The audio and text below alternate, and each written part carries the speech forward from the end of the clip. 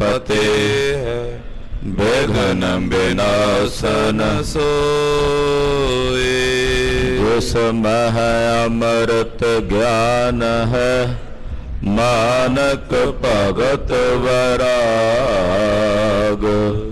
गुरु ग्रंथ साहिब उदद बंदो कर अनुराग। गुरु ग्रंथ साहिब उदद बंदो कर अनुराग। सतनाम श्री वाहिगुरु साहिब जी। दोहरा काजी अर बृद्धबाद को सुनियो गुरु निज श्रवण। अत सचिंत चित में पाई बैठे अंतर मौन। वाहिगुरु जी का खालसा वाहिगुरु जी की फतेह। परम सन्मान ते सत्कारयोग सतगुरां दे परम प्यार च परोती होए गुरु रंग च रंगी होए गुरु खालसा साध संगत जीओ। जिनके भाग बड़े हैं भाई तिन साधु संग मुख जुरे। वड्डियां भागां वाले हो के संध्या वेले दे सजे होए दीवानां च हाजरियां भर के एकत्र हो के जगत गुरु श्री गुरु ग्रंथ साहिब जी महाराज जी दे दर्शन परसरे। दर्श परस कीनो गुरु ग्रंथ महाराज जी के पाप जन्मांतर के पुण्य रूप धारते। श्री गुरु ग्रंथ साहिब जी दे दर्शन परसने नाल जन्म जन्मांतरां दे कीते हुए पाप पुन्ना विच तब्दील हो जाते हैं। ऐसे अमृतमयी पवित्र दर्शन करके अपना समा और सवास गुरु लेखे ला के सफला बना रहे। लड़ीवार चल रहे गुरु इतिहास की कथा सरवण करने लई गुरु चरणों च तत्पर हो के सावधान हो के जुड़ बैठे हो। काजी रुस्तम खान 6वें पातशाह कोल कुछ दिनों तो बाद आया। कहन लगा जी जो घोड़ा तुहानू मैं वेच गया ओदी जो बनती रकम आप जी ने देनी कही है वो दिओ। 6वें पातशाह ने बचन किया काजी साहब तुहाडे नाल बचन किया तो वो माया तुहानू देवांगे पर थोड़े दिन हाले सब्र करो। गुरु घर विच जे आमदन है तो खर्च भी बहुत है। श्री अमृतसर साहब विखे बेअंत लंगर चलते ने उत्थे बहुत खर्च है। सिपाही भर्ती रखे हुए कीते हुए उन्हां दीयां तनखाहां ने। आने वाले दिनों च कोई बड़ा जोड़ मेला आवेगा संगत आवेगी माया एकत्र होवेगी तो तेनू दे देंगे। एक बारी तो काजी मुड़ गया दोबारा फिर आया तो थोड़ा जिहा औखा भारा हो के बोलिया। सतगुरां ने बचन किया काजी साहब ये घोड़ा साडा सी साडे कोल आया साडा सिख लाख रुपया दे के खरीद के लिया सी। बादशाह जबरी अपने को लै गया सी। जे तेरे मन च भरम होवे कि घोड़ा बादशाह ने मंगाया तो यह भरम कढ़ दे। ये घोड़ा साडे लई साडा सिख लैके आया सी। हालांकि पैसे देने बनते नहीं हैं तैनू पर फिर भी असी बचन किया थोड़ा समा सबर कर हौसला कर तेरी बनती रकम तेनू मिल जाएगी। कुछ दिन काजी ने होर सबर किया। हर वेले रात दिन पैसों विच ही दा ध्यान जुड़िया रहे। एक दिन दोपहर के समय आ गया जदों 6वें पातशाह जी बिराजे हुए सी ते महाराज जी के दरवाजे ते ब्रह्म ज्ञानी बाबा बुढ़ा साहब जी बैठे सन। बाकी जिन्ने सिख आपो कारां विहारां च लगे बाबा जी बैठे रब रब कर रहे थे। काजी सीधा अंदर जान लगा तो बाबा जी ने रोक दिता काजी साहब ਸਿਆਣਪ ਵਰਤੋ ਕਿੱਧਰ ਚੱਲੇ ਹੋ? ਸਤਿਗੁਰੂ ਜੀ ਬਿਰਾਜੇ ਹੋਏ ਨੇ। ਕਹਿੰਦਾ ਜੀ ਮੈਂ ਪੈਸੇ ਲੈਣੇ ਆ ਉਹਨਾਂ ਕੋਲੋਂ। ਮਹਾਰਾਜ ਬਾਬਾ ਜੀ ਕਹਿੰਦੇ ਫਿਰ ਥੋੜਾ ਜਿਹਾ ਸਬਰ ਕਰ ਲੈ, ਦੁਪਹਿਰ ਦਾ ਸਮਾਂ ਆਰਾਮ ਕਰਦੇ ਐ ਤੇ ਉਹਨਾਂ ਨੂੰ ਜਾ ਕੇ ਇਸ ਤਰ੍ਹਾਂ ਜਾ ਕੇ ਤੂੰ ਉਠਾਵੇਂ, ਯੋਗ ਨਹੀਂ, ਸ਼ਾਮ ਨੂੰ ਦੀਵਾਨ ਸਜੇਗਾ ਆ ਜੇ। ਕਹਿਣ ਲੱਗਾ ਤੂੰ ਵੀ ਤਾਂ ਗੁਰੂ ਘਰ ਦਾ ਮੁਖੀ ਸਿੱਖ ਹੈ, ਗੁਰੂ ਜੀ ਨੇ ਵੀ ਤਾਂ ਤੈਨੂੰ ਹੀ ਕਹਿਣਾ ਪੈਸੇ ਦੇਣ ਨੂੰ, ਤੂੰ ਦੇ ਦੇ। ਬਾਬਾ ਜੀ ਕਹਿਣ ਲੱਗੇ ਵੀ ਮੇਰੀ ਕੀ ਔਕਾਤ ਭਾਈ, ਮੈਂ ਤਾਂ ਗੁਰੂ ਘਰ ਦਾ ਨਿਮਾਣਾ ਸੇਵਕ ਹਾਂ, ਸਤਿਗੁਰੂ ਸੱਚੇ ਪਾਤਸ਼ਾਹ ਜੀ ਆਪ ਦੇਣਗੇ ਮਾਇਆ ਤੈਨੂੰ। ਪਰ ਬੜੇ ਗੁੱਸੇ ਵਿੱਚ ਆਇਆ, ਕਹਿਣ ਲੱਗਾ ਮੈਂ ਬਾਦਸ਼ਾਹ ਕੋਲ ਜਾ ਕੇ ਬਾਦਸ਼ਾਹ ਦੀ ਤਾਕਤ ਵਰਤਾਂਗਾ, ਫਿਰ ਜੇ ਇਦਾਂ ਨਹੀਂ ਦਿੰਦੇ ਤੇ ਮੈਂ ਗੁਰੂ ਦਾ ਜਵਾਈ ਬਣ ਕੇ ਲੈ ਲੂੰ। ਇਹ ਸੁਣ ਕੇ ਫਿਰ ਬਾਬਾ ਬੁੱਢਾ ਸਾਹਿਬ ਜੀ ਨੇ ਜਵਾਬ ਦਿੱਤਾ, ਸੁਭਾਵਕ ਬੋਲੇ, ਉਹ ਮਲੇਛਾ ਤੂੰ ਇਹ ਬਚਨ ਕਰਦਾ ਤੁਮਰੋ ਗੁਰਦਮਾਦ ਬਣ ਜਾਏ। ਸਤਿਗੁਰੂ ਜੀ ਤੇਰੇ ਜਵਾਈ ਬਣ ਗਏ ਤੇ ਦੱਸ ਫਿਰ ਜਦੋਂ ਸਤਿਗੁਰੂ ਤੇਰੇ ਜਵਾਈ ਬਣ ਗਏ ਤੇ ਆਪਣੇ ਜਵਾਈ ਭਾਈ ਕੋਲੋਂ ਫਿਰ ਪੈਸੇ ਮੰਗਦਾ ਚੰਗਾ ਲੱਗੇਗਾ? ਇਹ ਸੁਣਦਿਆਂ ਕਾਜੀ ਅੱਗ ਭੰਬੂੜਾ ਹੋਇਆ, ਉੱਥੋਂ ਵਾਪਸ ਚਲਾ ਗਿਆ। ਸੋਚਦਾ ਇੱਕ ਵਾਰ ਗੁਰੂ ਜੀ ਨੂੰ ਜ਼ਰੂਰ ਮਿਲਾਂਗਾ, ਜੇ ਉਹਨਾਂ ਨੇ ਕਾਨਾ ਨਾਕੀ ਕੀਤੀ ਤੇ ਫਿਰ ਬਾਦਸ਼ਾਹ ਕੋਲ ਜਾ ਕੇ ਪੁਕਾਰ ਕਰਾਂਗਾ। ਆਓ ਮਨ ਬਿਰਤੀਆਂ ਇਕਾਗਰ ਕਰਕੇ ਸਤਿਗੁਰੂ ਜੀ ਦੀ ਪਾਵਨ ਪਵਿੱਤਰ ਕਲਿਆਣਕਾਰੀ ਕਥਾ ਸਰਵਣ ਕਰੀਏ। ਛੇਵੇਂ ਪਾਤਸ਼ਾਹ ਧੰਨ ਸ੍ਰੀ ਗੁਰੂ ਹਰਗੋਬਿੰਦ ਸਾਹਿਬ ਜੀ ਮਹਾਰਾਜ ਜੀ ਦੇ ਚਰਨਾਂ ਦਾ ਧਿਆਨ ਆਪਣੇ ਹਿਰਦਿਆਂ 'ਚ ਧਾਰਨ ਕਰਦਿਆਂ, ਰਸਨਾ ਨੂੰ ਪਵਿੱਤਰ ਕਰਦਿਆਂ ਸਮੂਹ ਮਾਈ ਭਾਈ ਆਖੋ ਜੀ ਸਤਨਾਮ ਸ੍ਰੀ ਵਾਹਿਗੁਰੂ ਸਾਹਿਬ ਜੀ। ਸਤਨਾਮ ਸ੍ਰੀ ਵਾਹਿਗੁਰੂ ਸਾਹਿਬ ਜੀ। ਦੋਹਰਾ ਕਾਜ਼ੀ ਅਰ ਬ੍ਰਿਧ ਬਾਦ ਕੋ ਸੁਨਿਓ ਗੁਰੂ ਨਿਜ ਸ਼੍ਰੋਣ। ਕਾਜੀ ਤੇ ਬਾਬਾ ਬੁੱਢਾ ਸਾਹਿਬ ਜੀ ਬਾਹਰ ਜੋ ਗੱਲਾਂ ਕਰ ਰਹੇ ਸੀ, ਅੰਦਰ ਛੇਵੇਂ ਪਾਤਸ਼ਾਹ ਜੀ ਬਿਰਾਜੇ ਹੋਏ। ਇੱਕਦਮ ਪਾਤਸ਼ਾਹ ਨੇ ਉਹ ਗੱਲਾਂ ਸੁਣੀਆਂ ਵੀ। ਜਦੋਂ ਕਾਜੀ ਥੋੜਾ ਜਿਹਾ ਉੱਚਾ ਬੋਲਦਾ ਸੀ, ਬਾਬਾ ਜੀ ਨੇ ਜਿਵੇਂ ਉਹਨੂੰ ਜਵਾਬ ਦਿੱਤਾ, ਉਹ ਸਾਰੇ ਬਚਨ, ਉਹ ਸਾਰੀਆਂ ਗੱਲਾਂ ਜੋ ਕਾਜੀ ਔਰ ਬਾਬਾ ਬੁੱਢਾ ਸਾਹਿਬ ਜੀ ਦੇ ਵਿਚਕਾਰ ਹੋਈਆਂ, ਉਹ ਛੇਵੇਂ ਪਾਤਸ਼ਾਹ ਅੰਦਰ ਖੇਮੇ 'ਚ ਜਿੱਥੇ ਬਿਰਾਜੇ ਹੋਏ ਸੀ ਆਪਣੇ ਤੰਬੂ ਵਿੱਚ, ਆਪਣੇ ਪਲੰਗੇ ਤੇ ਮਹਾਰਾਜ ਜੀ ਨੇ ਬਿਰਾਜਿਆਂ ਹੋਇਆਂ ਹੀ ਸੁਣੇ ਹਨ। ਅਤ ਸਚਿੰਤ ਚਿਤ ਮੈਂ ਪਾਈ ਬੈਠੇ ਅੰਤਰ ਮੌਨ। ਜਦੋਂ ਬਾਬਾ ਜੀ ਨੇ ਬਚਨ ਕਿਹਾ ਨਾ, ਕਾਜੀ ਤੁਮਰੋ ਗੁਰਦਮਾਦ ਬਣ ਜਾਏ, ਇਹ ਸੁਣਦਿਆਂ ਛੇਵੇਂ ਪਾਤਸ਼ਾਹ ਜੀ ਉੱਠ ਕੇ ਬੈਠ ਗਏ, ਬੜੇ ਚਿੰਤਾਤੁਰ ਹੋ ਗਏ। ਚਿੰਤਾ ਨਿਵਾਰਨ ਵਾਲੇ ਸਤਿਗੁਰੂ ਅੱਜ ਚਿੰਤਾ 'ਚ ਬੈਠੇ ਆ, ਕਿਉਂਕਿ ਮੇਰੀ ਬੰਦੀ ਭਗਤ ਛੁਡਾਵੇ, ਬੰਦਾ ਭਗਤ ਨਾ ਝੂਠਾ ਮੋਏ। ਜਦੋਂ ਭਗਤ ਬਣ ਲੈਣ ਤੇ ਫਿਰ ਛੁਡਾਣਾ ਔਖਾ ਹੁੰਦਾ। ਬਚਨ ਜੋ ਕਰ ਦਿੱਤਾ ਬਾਬਾ ਜੀ ਨੇ, ਬੜਾ ਕਰੜਾ ਬਚਨ ਕਰ ਦਿੱਤਾ। ਤੋ ਮਹਾਰਾਜ ਛੇਵੇਂ ਪਾਤਸ਼ਾਹ ਬਿਲਕੁਲ ਚੁੱਪ ਬੈਠੇ, ਉੱਠ ਕੇ ਬੈਠ ਗਏ ਤੇ ਮਨ ਹੀ ਮਨ ਸੋਚਦੇ ਨੇ, ਚੌਪਈ ਇਹ ਕਿਆ ਬ੍ਰਿਧ ਮੁਖ ਬਾਕ ਬਖਾਨਾ। ਮਨ 'ਚ ਸੋਚਦੇ ਨੇ ਕਿ ਆਹ ਕੀ ਬਚਨ ਕਰ ਦਿੱਤਾ ਬਾਬਾ ਜੀ ਨੇ ਆਪਣੇ ਮੁਖੋਂ, ਆ ਕਿਹੜਾ ਵਾਕ ਜੋ ਬਾਬਾ ਜੀ ਨੇ ਆਪਣੇ ਮੁਖੋਂ ਕਹਿ ਦਿੱਤਾ। ਕਾਜ਼ੀ ਕੋ ਦਮਾਦ ਮੁਝ ਠਾਨਾ। ਜੋ ਬਚਨ ਕਰ ਦਿੱਤਾ ਬਾਬਾ ਜੀ ਨੇ ਤੇ ਇਹਦਾ ਮਤਲਬ ਵੀ ਕਾਜੀ ਦਾ ਮੈਨੂੰ ਜਵਾਈ ਬਣਾ ਹੀ ਦਿੱਤਾ ਹੈ, ਫਿਰ ਉਹਦਾ ਦਮਾਦ ਬਣਾ ਹੀ ਦਿੱਤਾ ਹੈ। ਇਹ ਬਚਨ ਜੋ ਉਹਨਾਂ ਨੇ ਕਹਿ ਦਿੱਤਾ ਇਹ ਤਾਂ ਹੁਣ ਪੂਰਾ ਹੋਣਾ ਹੈ। ਝਗਰਤ ਲਰਤ ਸੁਕਰੋਧ ਉਪਾਇਓ। ਕਾਜੀ ਨੇ ਝਗੜਾ ਕੀਤਾ, ਝਗੜਾ ਕਰਦੇ ਆ ਕੇ ਗੁੱਸਾ ਪ੍ਰਗਟ ਕੀਤਾ, ਕ੍ਰੋਧ 'ਚ ਉਹਨੇ ਨਾ ਕਹਿਣ ਵਾਲੀਆਂ ਗੱਲਾਂ ਕਹੀਆਂ। ਹਮ ਬੈਠੀ ਕੋ ਸਰਾਪ ਅਲਾਇਓ। ਤੇ ਸਾਨੂੰ ਬੈਠਿਆਂ ਬੈਠਿਆਂ ਨੂੰ ਅੰਦਰ ਬਾਬਾ ਬੁੱਢਾ ਸਾਹਿਬ ਜੀ ਨੇ ਧੱਕੇ ਨਾਲ ਹੀ ਫਸਾ ਦਿੱਤਾ ਵਿੱਚ। ਗੱਲਾਂ ਆਪ ਪੇ ਕਰਦੇ ਸੀ ਕਾਜੀ ਨਾਲ, ਵਿਚਾਰ ਆਪ ਪੇ ਕਰਦੇ ਸੀ, ਗੁੱਸਾ ਕਾਜੀ ਕਰਦਾ ਸੀ। ਬਾਬਾ ਜੀ ਨੂੰ ਵੀ ਰੋਸ ਆਇਆ ਅੱਗੋਂ, ਤੇ ਨਾਲ ਸਾਨੂੰ ਵਿੱਚ ਉਹ ਲੈ ਆਂਦਾ ਬਾਬਾ ਜੀ ਨੇ। ਬਾਬਾ ਜੀ ਨੇ ਇਹ ਬਚਨ ਜੋ ਕਰ ਦਿੱਤਾ ਹੈ, ਅਸਮੰਜਸ ਹਮਕੋ ਵੱਡ ਪਾਈ।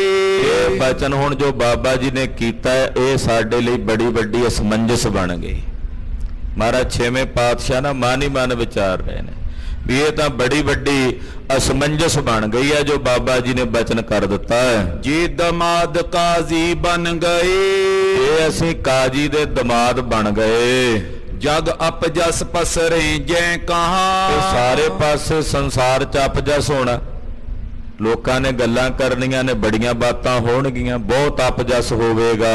ਕਹੇ ਸਿੱਖ ਏਕੀ ਨਸ ਕਹਾ, ਸਿੱਖ ਆਖਣਗੇ ਵੀ ਆਹ ਕੀ ਕੀਤਾ, ਗੁਰੂ ਜੀ ਨੇ ਮੁਸਲਮਾਨਾਂ ਦੇ ਘਰ ਸ਼ਾਦੀ ਕਰਾ ਲਈ, ਇੱਕ ਤੁਰਕਣੀ ਨਾਲ ਸ਼ਾਦੀ ਕਰਾ ਲਈ, ਉਹਦੇ ਜਵਾਈ ਬਣ ਗਏ ਕਾਜੀ ਦੇ। ਇਹ ਤਾਂ ਸਾਰੇ ਸਿੱਖਾਂ ਦੇ ਵਿੱਚ ਚਰਚਾ ਚੱਲੇਗੀ। ਮਾਤਾ ਸੁਨਤ ਕਹੇ ਕਿਆ ਬੈਨ, ਜਦੋਂ ਮਾਤਾ ਜੀ ਨੂੰ ਪਤਾ ਲੱਗੇਗਾ, ਮਾਤਾ ਗੰਗਾ ਜੀ ਨੂੰ, ਉਹ ਕੀ ਆਖਣਗੇ, ਉਹਨਾਂ ਨੂੰ ਵੀ ਰੋਸ ਹੋਵੇਗਾ। ਇੱਕ ਅਯੋਗਤਾ ਕਿਸ ਹੋ ਨ ਦੇਨ, ਇਹ ਅਯੋਗ ਬਾਤ ਹੈ, ਕਿਸੇ ਨੇ ਜਸ ਥੋੜੀ ਦੇਣਾ। ਇਹ ਜੇ ਬਚਨ ਬਾਬਾ ਜੀ ਦਾ ਪੂਰਾ ਹੁੰਦਾ, ਇਹਦੇ ਨਾਲ ਕਿਤੇ ਜਸ ਥੋੜੀ ਮਿਲੇਗਾ, ਆਪਜਸ ਹੀ ਕਰਨਗੇ ਹਰ ਪਾਸੇ। ਕਿਆ ਹਮ ਕਰੇ ਨ ਬਨੇ ਉਪਾਏ, ਮਹਾਰਾਜ ਜੀ ਸੋਚਦੇ ਆ ਵੀ ਕੀ ਕਰੀਏ ਹੁਣ ਤਾਂ ਕੋਈ ਉਪਾਅ, ਕਿਉਂਕਿ ਪਹਿਲੇ ਜਾਮੇ 'ਚ ਬਚਨ ਕੀਤਾ ਬਾਬਾ ਜੀ, ਜੋ ਕਹੋਗੇ ਪੂਰਾ ਕਰਾਂਗੇ, ਤੁਹਾਡਾ ਬਚਨ ਨਹੀਂ ਮੋੜਾਂਗੇ। ਇਹ ਬਚਨ ਗੁਰੂ ਨਾਨਕ ਸਾਹਿਬ ਨੇ ਬਾਬਾ ਜੀ ਨੂੰ ਕੀਤਾ ਸੀ। ਬੜੀ ਅਸਮੰਜਸ ਬਣ ਗਈ ਹੈ, ਹੁਣ ਕੀ ਕਰੀਏ। ਜੇ ਬਚਨ ਪੂਰਾ ਕਰਦੇ ਆ ਤਾਂ ਆਪਜਸ ਹੁੰਦਾ, ਨਹੀਂ ਕਰਦੇ ਤਾਂ ਸਾਡਾ ਕੀਤਾ ਜਿਹੜਾ ਕੌਲ ਹੈ, ਬਚਨ ਹੈ, ਉਹ ਟੁੱਟਦਾ ਹੈ। ਸਭ ਜਗ ਮੈਂ ਅਪਵਾਦ ਚਲਾਏ, ਹੁਣ ਇਹ ਸਾਰੇ ਜਗਤ ਵਿੱਚ ਅਪਵਾਦ ਚੱਲੇਗਾ, ਔਰ ਚੱਲਿਆ ਵੀ। ਇਹ ਗੱਲਾਂ ਬਹੁਤ ਹੋਈਆਂ, ਇਹਦਾ ਜ਼ਿਕਰ ਭਾਈ ਗੁਰਦਾਸ ਸਾਹਿਬ ਜੀ ਨੇ ਆਪਣੀਆਂ ਵਾਰਾਂ 'ਚ ਵੀ ਕੀਤਾ ਹੈ ਕਿ ਦੋ ਤਰ੍ਹਾਂ ਦਾ ਅਪਵਾਦ। ਇੱਕ ਤਾਂ ਜਦੋਂ ਸਤਿਗੁਰੂ ਸ਼ਿਕਾਰ ਖੇਡਣ ਚੜਨ ਲੱਗ ਪਏ, ਸ਼ਸਤਰ ਲੈ ਕੇ ਬਾਦਸ਼ਾਹਾਂ ਨੂੰ ਮਿਲਣਾ, ਘਰ ਲਿਆਉਣਾ, ਤੇ ਲੋਕਾਂ ਨੇ ਬੜੀਆਂ ਗੱਲਾਂ ਕੀਤੀਆਂ ਸੀ। ਜਦੋਂ ਮਾਤਾ ਕੌਲਾਂ ਜੀ ਨੂੰ ਲੈ ਕੇ ਆਏ, ਉਦੋਂ ਵੀ ਚਰਚਾ ਚੱਲੀ ਸੀ। ਤੋ 6ਵੇਂ ਪਾਤਸ਼ਾਹ ਜੀ ਨੂੰ ਪਤਾ ਵੀ ਇਹ ਤਾਂ ਹੁਣ ਵਰਤਾਰਾ ਵਰਤਣਾ, ਸੋਚ ਰਹੇ ਨੇ ਵੀ ਸਭ ਪਾਸੇ ਅਪਵਾਦ ਚੱਲੇਗਾ। ਅਸ ਚਿਤਵਤ ਚਿਤ ਕਰ ਥਿਰ ਲੋਚਨ, ਮਹਾਰਾਜ ਜੀ ਨੇਤਰ ਬੰਦ ਕੀਤੇ ਹੋਏ 6ਵੇਂ ਪਾਤਸ਼ਾਹ ਨਾਲ ਬੈਠੇ ਆਪਣੇ ਪਲੰਗੇ ਤੇ, ਅੱਖਾਂ ਮੁੰਦੀਆਂ ਹੋਈਆਂ ਤੇ ਸੋਚ ਰਹੇ ਨੇ। ਇਹ ਸਾਰੀਆਂ ਗੱਲਾਂ ਮਹਾਰਾਜ ਜੀ ਦੀ ਸੁਰਤ ਵਿੱਚ ਚੱਲ ਰਹੀਆਂ ਹਨ। ਭਏ ਸੋਚ ਬਸ ਸੋਚ ਵਿਮੋਚਨ, ਸੋਚਾਂ ਦਾ ਨਾਸ਼ ਕਰਨ ਵਾਲੇ ਸਤਿਗੁਰੂ ਅੱਜ ਆਪ ਸੋਚੀ ਜਾਂਦੇ ਆ। ਜਿਨ੍ਹਾਂ ਦੇ ਦਰਸ਼ਨ ਕਰਕੇ ਸੋਚਾਂ ਨਹੀਂ ਰਹਿੰਦੀਆਂ, ਉਹ ਅੱਜ ਆਪ ਸੋਚੀ ਜਾਂਦੇ ਆ। ਬਾਬਾ ਬੁੱਢਾ ਸਾਹਿਬ ਜੀ ਨੇ ਸੋਚਣ ਪਾ ਦਿੱਤਾ ਹੈ। ਦੋ ਦਿਸ਼ ਤੇ ਅਤਸ਼ੈ ਕਠਨਾਈ, ਦੋਹਾਂ ਪਾਸਿਓਂ ਬੜੀ ਕਠਿਨਾਈ ਬਣ ਗਈ, ਦੋਹਾਂ ਪਾਸਿਓਂ ਇਹ ਵੱਡੀ ਸਮੱਸਿਆ ਬਣ ਗਈ। ਕਿਆ ਤਿਆਗੇ ਕਹਿ ਕਰੇ ਬਣਾਈ, ਸਮੱਸਿਆ ਇਹ ਬਣ ਗਈ ਵੀ ਹੁਣ ਕਿਹੜਾ ਬਚਨ ਤਿਆਗੀਏ ਤੇ ਕਿਹੜਾ ਗ੍ਰਹਿਣ ਕਰੀਏ। ਜਿਹੜਾ ਪਹਿਲਾ ਬਚਨ ਕੀਤਾ ਵੀ ਤੁਹਾਡਾ ਬਚਨ ਨਹੀਂ ਮੋੜਾਂਗੇ, ਉਹ ਕਿਵੇਂ ਤਿਆਗੀਏ, ਜਾਂ ਫਿਰ ਜਿਹੜਾ ਬਾਬਾ ਜੀ ਨੇ ਬਚਨ ਕੀਤਾ ਹੁਣ ਇਹ ਕਿਵੇਂ ਤਿਆਗੀਏ। ਦੋਹਾਂ ਚੋਂ ਵੀ ਕਿਵੇਂ, ਕਿਹੜਾ ਬਚਨ ਤਿਆਗੀਏ ਤੇ ਕਿਹੜਾ ਗ੍ਰਹਿਣ ਕਰੀਏ। ਉਤੇ ਅਮੀਲ ਤੁਰਕਨੀ ਲਿਆਵਨ, ਉਧਰ ਤੁਰਕਣੀ ਨੂੰ ਲੈ ਕੇ ਆਉਣਾ ਇਹ ਅਯੋਗ ਹੈ। ਤੁਰਕਣੀ ਨੂੰ ਲੈ ਕੇ ਆਉਣਾ ਇਹ ਅਮੇਲ ਹੈ। ਅਮੇਲ ਦਾ ਮਤਲਬ ਇਹ ਬਣਦੀ ਨਹੀਂ ਗੱਲ। ਹਾਂਜੀ, ਇਤ ਵੱਡ ਸਿੱਖ ਕੋ ਬਾਕ ਹਟਾਵਨ, ਤੇ ਇਧਰ ਮਹਾਨ ਗੁਰੂ ਘਰ ਦੇ ਮਹਾਨ ਸੇਵਕ, ਮਹਾਨ ਗੁਰਸਿੱਖੀ ਦੀ ਅਵਧ ਆਧਾਰਾ ਬਾਬਾ ਬੁੱਢਾ ਸਾਹਿਬ ਜੀ ਦਾ ਬਚਨ ਮੋੜਨਾ ਇਹ ਵੀ ਯੋਗ ਨਹੀਂ। ਜਿਨ ਕੀ ਬਚਨ ਸੰਗ ਹਮ ਜਨਮੇ, ਐਸੇ ਮਹਾਂਪੁਰਖ ਜਿਨ੍ਹਾਂ ਦੇ ਬਚਨਾਂ ਨਾਲ ਸਾਡਾ ਜਨਮ ਹੋਇਆ। ਮਾਤਾ ਜੀ ਨੂੰ ਵਰ ਬਾਬਾ ਜੀ ਨੇ ਦਿੱਤਾ ਸੀ ਨਾ, ਮਾਤਾ ਤੁਮਰੇ ਗ੍ਰਹਿ ਪ੍ਰਗਟੇਗਾ ਯੋਧਾ। ਜਿਨ੍ਹਾਂ ਦੇ ਬਚਨਾਂ ਨਾਲ ਸਾਡਾ ਜਨਮ ਹੋਇਆ, ਉਹਨਾਂ ਦਾ ਬਚਨ ਹੁਣ ਕਿਵੇਂ ਮੋੜੀਏ। ਹਾਂਜੀ, ਜਿਸ ਕੋ ਕਹਿਓ ਪ੍ਰਧਾਨ ਸੁਰਨ ਮੇ, ਜਿਨ੍ਹਾਂ ਦਾ ਕਹਿਆ ਹੋਇਆ ਬਚਨ ਦੇਵਤਿਆਂ ਵਿੱਚ ਵੀ ਮਾਨਨੀਏ ਹੈ। ਜਿੰਨੇ ਦੇਵਤੇ ਨੇ ਉਹਨਾਂ ਵਿੱਚ ਵੀ ਬਾਬਾ ਜੀ ਦਾ ਕਹਿਆ ਹੋਇਆ ਬਚਨ ਮਾਨਨੀਏ ਹੈ, ਪ੍ਰਵਾਨ ਹੈ। ਜਿਸ ਕੇ ਕਹੇ ਅਚਲ ਚੱਲ ਪਰੇ, ਜਿਨ੍ਹਾਂ ਦੇ ਕਹਿਣ ਨਾਲ ਅਚਲ ਚੱਲ ਪੈਂਦੇ ਆ। ਬਾਬਾ ਜੀ ਦੇ ਬਚਨਾਂ ਦੀ ਸ਼ਕਤੀ ਹੈ ਵੀ ਨਾ ਚੱਲਣ ਵਾਲੀਆਂ ਚੀਜ਼ਾਂ ਨੂੰ ਜੇ ਬਾਬਾ ਜੀ ਕਹਿ ਦੇਣ ਚੱਲ ਪਾਓ ਤਾਂ ਉਹ ਚੱਲ ਪੈਂਦੀਆਂ ਨੇ। ਆਏ ਸਦਾ ਗਤ ਸੇ ਸਭ ਥਿਰੇ, ਤੇ ਜੇ ਚੱਲਣ ਵਾਲੀਆਂ ਵਸਤੂਆਂ ਨੇ ਉਹਨਾਂ ਨੂੰ ਕਹਿ ਦੇਣ ਵੀ ਰੁਕ ਜਾਓ ਤੇ ਉਹ ਰੁਕ ਜਾਣ। ਉਹਨਾਂ ਦੇ ਬਚਨਾਂ 'ਚ ਚੱਲ ਨੂੰ ਅਚਲ ਤੇ ਅਚਲ ਨੂੰ ਚੱਲਣ ਦੀ ਸ਼ਕਤੀ ਦੇਣ ਦੀ ਬਚਨਾਂ ਦੀ ਤਾਕਤ ਹੈ। ਕੌਣ ਸਮਰੱਥ ਕਰੇ ਬਚ ਮੇਟਨ, ਕੌਣ ਐਸਾ ਸਮਰੱਥ ਹੈ ਜਿਹੜਾ ਬ੍ਰਹਮ ਗਿਆਨੀ ਬਾਬਾ ਬੁੱਢਾ ਸਾਹਿਬ ਜੀ ਦੇ ਬਚਨਾਂ ਨੂੰ ਮੇਟਣ ਦੀ ਸਮਰੱਥਾ ਰੱਖੇ। ਮਹਾਂਪੁਰਖਾਂ ਦੇ ਗੁਰੂ ਪਾਤਸ਼ਾਹ ਇੱਥੇ ਭਗਤ ਵਤਸ਼ਲ ਬਿਰਦ ਦੀ ਵਿਚਾਰ ਕਰ ਰਹੇ। ਮਹਾਰਾਜ ਜੀ ਦਾ ਬਿਰਦ ਆ ਨਾ ਭਗਤ ਵਤਸ਼ਲ। ਭਗਤ ਦੇ ਕਹੇ ਬਚਨਾਂ ਨੂੰ ਮਹਾਰਾਜ ਜੀ ਨਾਨਕ ਦਾਸ ਮੁਖ ਤੇਜੋ ਬੋਲੇ, ਇਹਾਂ ਉਹਾਂ ਸੱਚ ਹੋਵੇ ਦੀ ਖੇਡ ਪ੍ਰਗਟ ਕਰ ਰਹੇ। ਤੋ ਆਪ ਸਮਰੱਥ ਨੇ, ਜੋ ਮਰਜ਼ੀ ਕਰ ਸਕਦੇ ਆ, ਪਰ ਹੁਣ ਜੇ ਬਾਬਾ ਜੀ ਨੇ ਬਚਨ ਕੀਤਾ, ਮਹਾਂਪੁਰਖ ਨੇ, ਉਹਨਾਂ ਨੇ ਜੇ ਬਚਨ ਕੀਤਾ ਤੇ ਉਹਨਾਂ ਨੇ ਵੀ ਉਹ ਕੀਤਾ ਜਿਹੜੀ ਹੋਣੀ ਵਰਤਣੀ ਹੈ। ਇਹ ਸਾਰੀ ਵਿਧ ਪਹਿਲਾਂ ਪ੍ਰਮਾਤਮਾ ਨੇ ਵਿਧਾਤੇ ਨੇ ਆਪ ਹੀ ਰਚੀ ਹੋਈ ਸੀ, ਤਦੇ ਤੇ ਬਾਬਾ ਜੀ ਦੇ ਮੁਖੋਂ ਇਹ ਬਚਨ ਹੋਇਆ। ਤੋ ਮਹਾਰਾਜ ਜੀ ਵਿਚਾਰ ਕਰ ਰਹੇ ਹਨ। ਖਸ਼ਟ ਗੁਰਨ ਸੋ ਹਿਤ ਕਰ ਭੇਟਨ, 6 ਗੁਰੂ ਸਹਿਬਾਨਾਂ ਦੇ ਨਾਲ ਬਾਬਾ ਜੀ ਦਾ ਮੇਲ ਰਿਹਾ। ਗੁਰੂ ਘਰ ਦੀ ਮਹਾਨ ਸੇਵਾ ਇਹਨਾਂ ਨੇ ਕੀਤੀ ਹੈ। ਕਹਿ ਬਚ ਕੋ ਸਸ ਸੂਰਜ ਰੋਕੇ, ਇਹ ਬਚਨ ਕਰਕੇ ਚੜ੍ਹਦੇ ਸੂਰਜ ਤੇ ਚੰਦਰਮਾ ਨੂੰ ਵੀ ਰੋਕ ਦੇਣ, ਇੰਨੀ ਤਾਕਤ ਦੇ ਮਾਲਕ ਨੇ ਬਾਬਾ ਜੀ। ਜੇ ਬਚਨ ਕਰ ਦੇਣ ਨਾ ਤੇ ਆਕਾਸ਼ ਵਿੱਚ ਸੂਰਜ ਚੜ੍ਹਿਆ ਤੇ ਜਿੱਥੇ ਚੜਿਆ ਉਹਨੂੰ ਉੱਥੇ ਹੀ ਚੜਿਆ ਰੱਖਣ, ਵੀ ਛੁਪਣ ਹੀ ਨਾ ਦੇਣ। ਜੇ ਬਚਨ ਕਰ ਦੇਣ ਤਾਂ ਚੰਦਰਮਾ ਨੂੰ ਰੋਕ ਦੇਣ, ਸੂਰਜ ਨੂੰ ਰੋਕ ਦੇਣ। ਜਿਸ ਬਰ ਸਰਾਪ ਬੀਚ ਤਰਈ ਲੋਕੇ, ਜਿਨ੍ਹਾਂ ਦੇ ਕਹੇ ਵਰ ਤੇ ਸਰਾਪ ਪੂਰੇ ਹੁੰਦੇ ਐ, ਤਿੰਨਾਂ ਲੋਕਾਂ ਦਾ ਬੀਜ ਨੇ ਜਿਨ੍ਹਾਂ ਦੇ ਵਾਕ। ਬਿਦ ਹਰ ਸ਼ਿਵ ਸੁਨ ਕੇ ਬਰ ਸਰਾਪ, ਕਹਿੰਦੇ ਜਿਨ੍ਹਾਂ ਦੇ ਬਚਨ ਸੁਣ ਕੇ, ਵਰ ਸਰਾਪ ਸੁਣ ਕੇ ਬ੍ਰਹਮਾ ਵਿਸ਼ਨੂੰ ਔਰ ਮਹੇਸ਼ ਉਹ ਵੀ 7 ਬਚਨ ਕਰਦੇ ਹਨ। ਮੀਟ ਨ ਸਕੇ ਧਾਰ ਲੈ ਆਪ, ਉਹ ਵੀ ਨਹੀਂ ਮੇਟ ਸਕਦੇ, ਉਹ ਵੀ ਸਗੋਂ ਖਿੜੇ ਮੱਥੇ ਮਹਾਂਪੁਰਖਾਂ ਦਾ ਬ੍ਰਹਮ ਗਿਆਨੀ ਦਾ ਕਿਹਾ ਵਾਕ ਪ੍ਰਵਾਨ ਕਰਦੇ ਹਨ।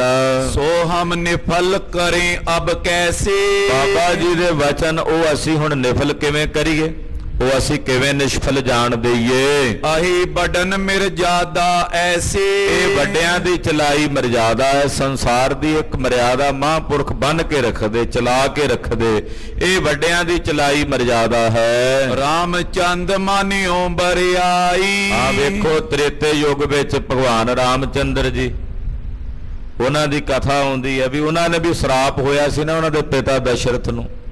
ਸ਼ਰਵਣ ਦੇ ਪਿਤਾ ਨੇ ਦਿੱਤਾ ਸੀ ਵੀ ਜਿਵੇਂ ਅਸੀਂ ਆਪਣੇ ਪੁੱਤਰ ਦੇ ਵਿਜੋਗ 'ਚ ਮਰਨ ਲੱਗੇ ਆ, ਉਹ ਸ਼ਿਕਾਰ ਖੇਡਦਿਆਂ ਮਾਰ ਬੈਠਾ ਭੁਲੇਖੇ ਨਾਲ ਸ਼ਰਵਣ ਦੇ ਮਾਤਾ ਪਿਤਾ ਸ਼ਰਵਣ ਨੂੰ, ਉਹ ਸਰਾਪ ਦੇ ਦਿੱਤਾ ਦਸ਼ਰਥ ਜੀ ਨੂੰ।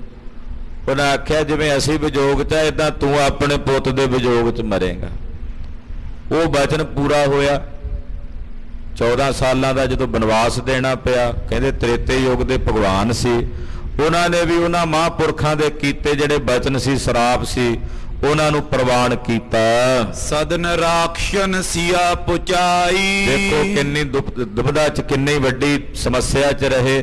ਰਾਖਸ਼ਾਂ ਦੇ ਘਰ ਸੀਤਾ ਨੂੰ ਜਾਣਾ ਪਿਆ। ਹੁਤੀ ਅਜੋਗ ਅਜਸ ਕੋ ਮੂਲ, ਹਾਲਾਂਕਿ ਅਯੋਗ ਸੀ ਸੀਤਾ ਦਾ ਉੱਥੇ ਜਾਣਾ, ਇਹਦੇ 'ਚ ਬੜਾ ਵੱਡਾ ਅਪਜਸ ਸੀ। ਤੋ ਸਰਾਪ ਕੇ ਭੇ ਅਨਕੂਲ, ਪਰ ਜਿਹੜਾ ਸਰਾਪ ਹੋਇਆ ਉਹ ਸਰਾਪ ਸ਼੍ਰੀ ਰਾਮਚੰਦਰ ਜੀ ਨੇ ਮੰਨਿਆ।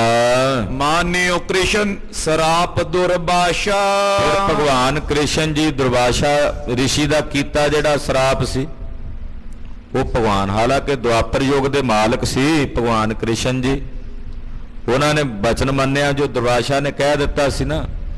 ਯਾਦਵਾਂ ਨੇ ਕੀ ਕੀਤਾ, ਗੁਰੂ ਗ੍ਰੰਥ ਸਾਹਿਬ 'ਚ ਇਹਦਾ ਜ਼ਿਕਰ ਵੀ ਆਉਂਦਾ, ਦੁਰਵਾਸ਼ਾ ਸਿਉ ਕਰਤ ਠਗੌਰੀ ਯਾਦਵ ਇਹ ਫਲ ਪਾਏ। ਕਿਉਂਕਿ ਮਹਾਂਪੁਰਖਾਂ ਸਾਧੂਆਂ ਨਾਲ ਮਸ਼ਕਰੀ ਕਰਦੇ ਸੀ ਯਾਦਵ ਜਾ ਕੇ। ਕ੍ਰਿਸ਼ਨ ਭਗਵਾਨ ਦੇ ਪੁੱਤਰ ਪੋਤਰੇ ਨਾ ਸਾਰੇ ਇਕੱਠੇ ਹੋ ਕੇ, ਇੱਕ ਬੱਚਾ ਸੀ ਕੋਈ ਨੌਜਵਾਨ, ਹਾਲੇ ਦਾੜੀ ਨਹੀਂ ਸੀ ਆਈ ਉਹਦੀ, 15-16 ਸਾਲ ਦਾ, ਤੇ ਉਹਦੇ ਪੇਟ ਤੇ ਨਾ ਇੱਕ ਲੋਹੇ ਦਾ ਮੂਸਲ ਬੰਨ੍ਹ ਕੇ ਲੈ ਗਏ। ਦੁਰਵਾਸ਼ਾ ਜੀ ਨੂੰ ਜਾ ਕੇ ਉਹਨਾਂ ਕਿਹਾ, ਰਿਸ਼ੀਵਰ ਇਹ ਯਾਦਵਾਂ ਦੀ ਨੂੰਹ ਹੈ, ਇਹਦੀ ਕੁੱਖ ਤੋਂ ਕੀ ਪੈਦਾ ਹੋਵੇਗਾ, ਪੁੱਤਰ ਕੇ ਪੁੱਤਰੀ। ਦੁਰਵਾਸ਼ਾ ਨੇ ਵੇਖਿਆ ਵੀ ਸਾਧੂਆਂ ਨਾਲ ਮਸ਼ਕਰੀ ਕਰਨ ਆਉਂਦੇ ਨੇ, ਉਹਨਾਂ ਆਖਿਆ ਇਹਦੀ ਕੁੱਖ ਤੋਂ ਪੈਦਾ ਹੋਵੇਗਾ ਜਿਹਦੇ ਨਾਲ ਤੁਹਾਡੀ ਕੁੱਲ ਦਾ ਬੰਸ ਦਾ ਨਾਸ਼ ਹੋਵੇਗਾ। ਇਹ ਬਚਨ ਕੀਤਾ ਦੁਰਵਾਸ਼ਾ ਨੇ। ਮਹਾਰਾਜ ਜੀ ਨੇ ਦਾ ਜ਼ਿਕਰ ਕੀਤਾ ਗੁਰਬਾਣੀ, ਦੁਰਵਾਸ਼ਾ ਸਿਉ ਕਰਤ ਠਗੌਰੀ ਯਾਦਵ ਇਹ ਫਲ ਪਾਏ। ਉਸੇ ਮੂਸਲ ਨੂੰ ਜਦੋਂ ਇਹ ਘਰ ਲੈ ਕੇ ਗਏ ਭਗਵਾਨ ਜੀ ਨੇ ਕਿਹਾ ਇਹਨੂੰ ਕਸਾ ਕੇ ਬਿਲਕੁਲ ਖਤਮ ਕਰ ਦਿਓ ਉਹਨੂੰ। ਕਸਾਇਆ ਪਰ ਨਿੱਕੀ ਜੀ ਬਾਹਰ ਜੇ ਇੱਕ ਕਿੱਲੀ ਜੀ ਰਹਿ ਗਈ ਤਿੱਖੀ ਜੀ, ਕਹਿੰਦੇ ਇਹਦੇ ਨਾਲ ਹੁਣ ਕੀ ਹੋਣਾ, ਉਹ ਪਾਣੀ 'ਚ ਸੁੱਟ ਦਿੱਤੀ। ਮੱਛੀ ਨੇ ਨਿਗਲ ਲਈ, ਮਛਿਆਰਾ ਇੱਕ ਬਦਕ ਸੀ, ਉਹਨੇ ਮੱਛੀ ਕੱਢੀ, ਉਹਦੇ ਵਿੱਚੋਂ ਤਿੱਖੀ ਜੀ ਨਿਕਲੀ ਤੇ ਉਹਨੇ ਤੀਰ ਦੀ ਮੁਖੀ ਦੇ ਉੱਤੇ ਲਾ ਲਈ। ਭਗਵਾਨ ਕ੍ਰਿਸ਼ਨ ਜੀ ਦੇ ਜਿੰਨੇ ਪੁੱਤਰ ਪੋਤਰੇ ਸ਼ਰਾਬ ਪੀ ਗਏ, ਜਿਉਂ ਆਪਸ ਵਿੱਚ ਲੜੇ, ਲੜ ਕੇ ਮਰ ਗਏ, ਇਕੱਲੇ ਰਹਿ ਗਏ, ਕੁੱਲ ਨਾਸ ਹੋਣੀ ਸੀ। ਸੁੱਤੇ ਪਏ ਸੀ ਪੈਰ ਪਸਾਰ ਕੇ, ਤੇ ਪੈਰ ਦੇ ਵਿੱਚ ਪਦਮ ਚਮਕਿਆ ਤੇ ਉਹਨੇ ਵੇਖਿਆ ਸ਼ਿਕਾਰੀ ਨੇ ਵੀ ਸ਼ਾਇਦ ਕੋਈ ਹਿਰਨ ਦੀ ਅੱਖ ਤੀਰ ਮਾਰਿਆ, ਉਹ ਪੈਰ 'ਚ ਵੱਜਾ ਤੇ ਉਹੀ ਤੀਰ ਕਾਰਨ ਬਣਿਆ ਭਗਵਾਨ ਕ੍ਰਿਸ਼ਨ ਜੀ ਵੀ ਸਰੀਰ ਤੇ ਆ ਗਏ। ਉਹਦਾ ਇੱਥੇ ਮਹਾਂਕਵੀ ਜੀ ਜ਼ਿਕਰ ਕਰ ਰਹੇ, ਕਹਿੰਦੇ ਉਹ ਵੀ ਵੇਖੋ ਮਹਾਂਪੁਰਖਾਂ ਦਾ ਕੋਈ ਬਚਨ ਹੋਇਆ, ਦੁਆਪਰ ਯੁੱਗ ਦੇ ਮਾਲਕ ਸੀ, ਉਹਨਾਂ ਨੇ ਵੀ ਸਿਰ ਮੱਥੇ ਪ੍ਰਵਾਨ ਕੀਤਾ। ਸਰਬ ਕੁਲੀ ਕੋ ਭਇਓ ਬਿਨਾਸ਼ਾ, ਸਾਰੀ ਕੁੱਲ ਭਗਵਾਨ ਕ੍ਰਿਸ਼ਨ ਜੀ ਦੀ ਬਿਨਸ ਗਈ। ਜਿਮ ਕਿਮ ਕਰੇ ਜਗਤ ਕੇ ਲੋਗ, ਇਹ ਤਾਂ ਇਹ ਮਰਿਆਦਾ ਯਾਨੀ ਕਿ ਵੱਡਿਆਂ ਨੇ ਰੱਖੀ ਹੈ ਵੀ ਜੇ ਕੋਈ ਮਹਾਂਪੁਰਖ ਬਚਨ ਕਰੇ ਉਹ ਬਚਨ ਦਾ ਸਤਿਕਾਰ ਕਰਨਾ। ਜੇ ਬਾਬਾ ਜੀ ਨੇ ਬਚਨ ਕੀਤਾ ਤੇ ਹੁਣ ਇਹ ਬਚਨ ਕਲਯੁਗ ਦੇ ਅਵਤਾਰ ਮਹਾਰਾਜ ਗੁਰੂ ਹਰਗੋਬਿੰਦ ਸਾਹਿਬ ਸੱਚੇ ਪਾਤਸ਼ਾਹ ਨੂੰ ਵੀ ਪੂਰਾ ਕਰਨਾ ਪੈਣਾ। ਜਾਣੇ ਸਕਲ ਅਜੋਗ ਕੇ ਜੋਗ, ਇਹਦੇ ਜਿਹੜੇ ਮਹਾਂਪੁਰਖ ਹੁੰਦੇ, ਬਲੀ ਪੁਰਖ ਹੁੰਦੇ, ਜੇ ਕੋਈ ਬਚਨ ਕਰਦੇ ਵੀ ਆ ਉਹ ਸਭ ਕੁਝ ਜਾਣਦੇ ਆ, ਯੋਗ ਅਯੋਗ ਉਹਦੇ ਬਾਰੇ ਉਹ ਚੰਗੀ ਤਰ੍ਹਾਂ ਵਿਚਾਰ ਕਰਕੇ ਬੋਲਦੇ ਹਨ। ਬ੍ਰਹਮ ਗਿਆਨੀ ਕੀ ਹੋਏ ਸੱਚ ਬਾਣੀ, ਤੇ ਜੇ ਬਾਬਾ ਜੀ ਨੇ ਬਚਨ ਕੀਤਾ ਤੇ ਇਹਦੇ ਵਿੱਚ ਵੀ ਕੋਈ ਨਾ ਕੋਈ ਰਮਜ ਹੋਵੇਗੀ। ਮਹਾਰਾਜ ਛੇਵੇਂ ਪਾਤਸ਼ਾਹ ਵਿਚਾਰ ਕਰਦੇ, ਜੇ ਮਹਾਂਪੁਰਖਾਂ ਨੇ ਬਾਬਾ ਜੀ ਨੇ ਬਚਨ ਕੀਤਾ, ਕਿਉਂਕਿ ਮਾਨਵੀ ਲੀਲਾ 'ਚ ਵਿਚਰ ਰਹੇ ਆ ਨਾ, ਤੇ ਮਾਨਵੀ ਧਰਾਤਲ ਦੀ ਬੁੱਧੀ ਦੇ ਉੱਤੇ ਹੀ ਸੋਚ ਰਹੇ ਹੈਣ ਤਾਂ ਆਪ ਪਰਮੇਸ਼ਰ ਜਾਣਦੇ ਆ ਕਿ ਮਾਤਾ ਕੌਲਾਂ ਦੀ ਕਈ ਜਨਮਾਂ ਦੀ ਬੰਦਗੀ ਹੈ, ਪਰ ਕੋਈ ਮਾੜਾ ਕਰਮ ਹੈ ਜਿਹੜਾ ਤੁਰਕਾਂ ਦੇ ਘਰ ਜਨਮ ਪਈ। ਪਰ ਪਾਤਸ਼ਾਹ ਮਾਨਵੀ ਤਾਰ ਕਿਉਂ ਸਰੀਰ ਮਾਨਵੀ ਧਾਰਿਆ ਤੇ ਉਹਦੇ ਤੌਰ ਤੇ ਜਿਵੇਂ ਦਿਮਾਗ ਵਿੱਚ ਗੱਲਾਂ ਆਉਂਦੀਆਂ ਇੱਕ ਮਨੁੱਖ ਦੇ, ਉਦਾਂ ਪਾਤਸ਼ਾਹ ਦੀਆਂ ਵਿਚਾਰਾਂ ਆ ਰਹੀਆਂ।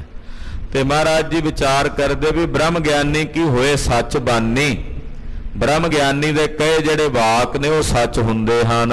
ਇਹ ਮਿਰਜਾਦ ਨੇ ਕੀ ਨਸਹਾਨੀ, ਤੇ ਇਹ ਮਰਿਆਦਾ ਜਿਹੜੀ ਹੈ ਹਾਨੀ, ਯਾਨੀ ਕਿ ਪਹਿਲਾਂ ਵੀ ਵੱਡੇ ਵੱਡੇ ਮਹਾਂਪੁਰਖਾਂ ਨੇ ਅਵਤਾਰਾਂ ਨੇ ਇਹ ਮਰਿਆਦਾ ਨਹੀਂ ਤੋੜੀ। ਚਈਤ ਹਮਕੋ ਭੀ ਅਬ ਐਸੇ, ਸਾਨੂੰ ਵੀ ਹੁਣ ਇਦਾਂ ਹੀ ਚਾਹੀਦਾ ਹੈ ਕਿ ਜੋ ਬਾਬਾ ਜੀ ਨੇ ਬਚਨ ਕੀਤਾ ਉਹੀ ਹੁਣ ਪੂਰਾ ਕਰਨਾ ਚਾਹੀਦਾ।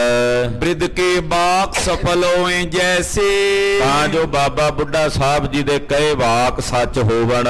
ਮਾਤਾ ਆਦਿਕ ਜੀ ਵੱਡ ਆਏ, ਮਾਤਾ ਜੀ ਜਾਂ ਹੋਰ ਜਿੰਨੇ ਸਾਡੇ ਵੱਡੇ ਹਨ, ਸੁਣ ਕਰ ਕਰੇ ਕ੍ਰੋਧ ਸਭ ਸਹੇ, ਉਹ ਜੇ ਸੁਣ ਕੇ ਗੁੱਸਾ ਕਰਨਗੇ ਤਾਂ ਸਾਨੂੰ ਸਾਰਾ ਸਹਿਣਾ ਪਵੇਗਾ, ਸਹਿ ਲਵਾਂਗੇ, ਪਰ ਮਰਿਆਦਾ ਨਹੀਂ ਵਿਗੜਨੀ। ਜੇ ਮਹਾਂਪੁਰਖਾਂ ਨੇ ਬਾਬਾ ਜੀ ਨੇ ਬਚਨ ਕੀਤਾ ਉਹ ਪੂਰਾ ਕਰਨਾ ਪਵੇਗਾ। ਜੇ ਮਾਤਾ ਜੀ ਗੁੱਸੇ ਹੋਣਗੇ ਜਾਂ ਵੱਡੇ ਨੇ ਘਰ ਵਿੱਚ ਹੋਰ ਗੋਇੰਦਵਾਲ ਸਾਹਿਬ ਨੇ, ਖਡੂਰ ਸਾਹਿਬ ਨੇ, ਜੇ ਉਹ ਰੋਸ ਕਰਨਗੇ ਵੀ ਤਾਂ ਮਹਾਰਾਜ ਜੀ ਕਹਿੰਦੇ ਫਿਰ ਸਹਿ ਲਵਾਂਗੇ। ਹਾਂਜੀ, ਇਤਿਆਦਿਕ ਗਨ ਸਿਮਰ ਪ੍ਰਸੰਗ, ਇਹ ਸਾਰੀਆਂ ਗੱਲਾਂ ਮਹਾਰਾਜ ਜੀ ਨੇ ਆਪਣੇ ਹਿਰਦੇ 'ਚ ਚਿਤਵੀਆਂ ਤੇ ਵਿਚਾਰੀਆਂ ਨੇ। ਰਹੇ ਬਿਰਾਜਿਤ ਬਹੁ ਚਿਤ ਸੰਗ, ਮਹਾਰਾਜ ਜੀ ਪਲੰਗੇ ਤੇ ਹੀ ਬੈਠੇ ਰਹੇ ਕੁਝ ਸਮਾਂ, ਮੁਸਕਾਵਤ ਮੁਖ ਨਿਕਸੇ ਬਾਹਰ, ਕੁਝ ਸਮੇਂ ਬਾਅਦ ਮਹਾਰਾਜ ਜੀ ਕਾਜੀ ਵੀ ਚਲਾ ਗਿਆ।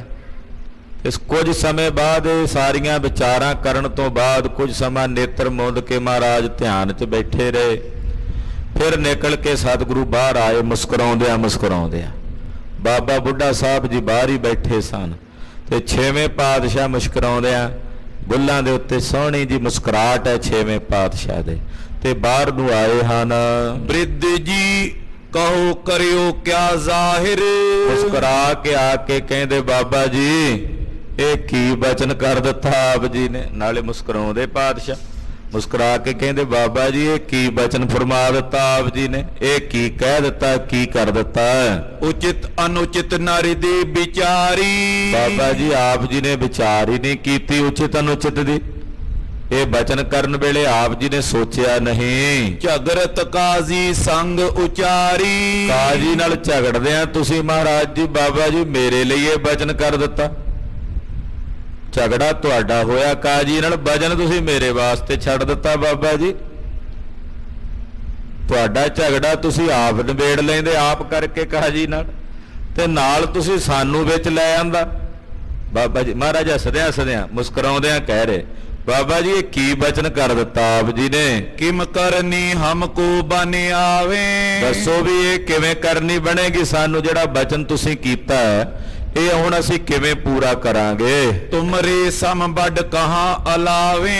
ਤੁਹਾਡੇ ਵਰਗੇ ਮਹਾਂਪੁਰਖ ਵੱਡੇ ਜੋ ਕਹਿ ਦਿੰਦੇ ਹਨ, ਸੁਨ ਕਰ ਜੋਰ ਕਯੋ ਬ੍ਰਿਧ ਭਾਈ। ਤੇ ਉਹ ਤਾਂ ਹੁਣ ਸਾਨੂੰ ਮੰਨਣਾ ਹੀ ਪਵੇਗਾ, ਪ੍ਰਵਾਨ ਕਰਨਾ ਹੀ ਪਵੇਗਾ। ਪਰ ਤੁਸੀਂ ਵੇਖਿਆ ਨਹੀਂ ਇਸ ਬਚਨ ਨੂੰ ਕਰਨ ਵੇਲੇ? ਸੁਣ ਕੇ ਬਾਬਾ ਜੀ ਨੇ ਅੱਗੋਂ ਹੱਥ ਜੋੜੇ।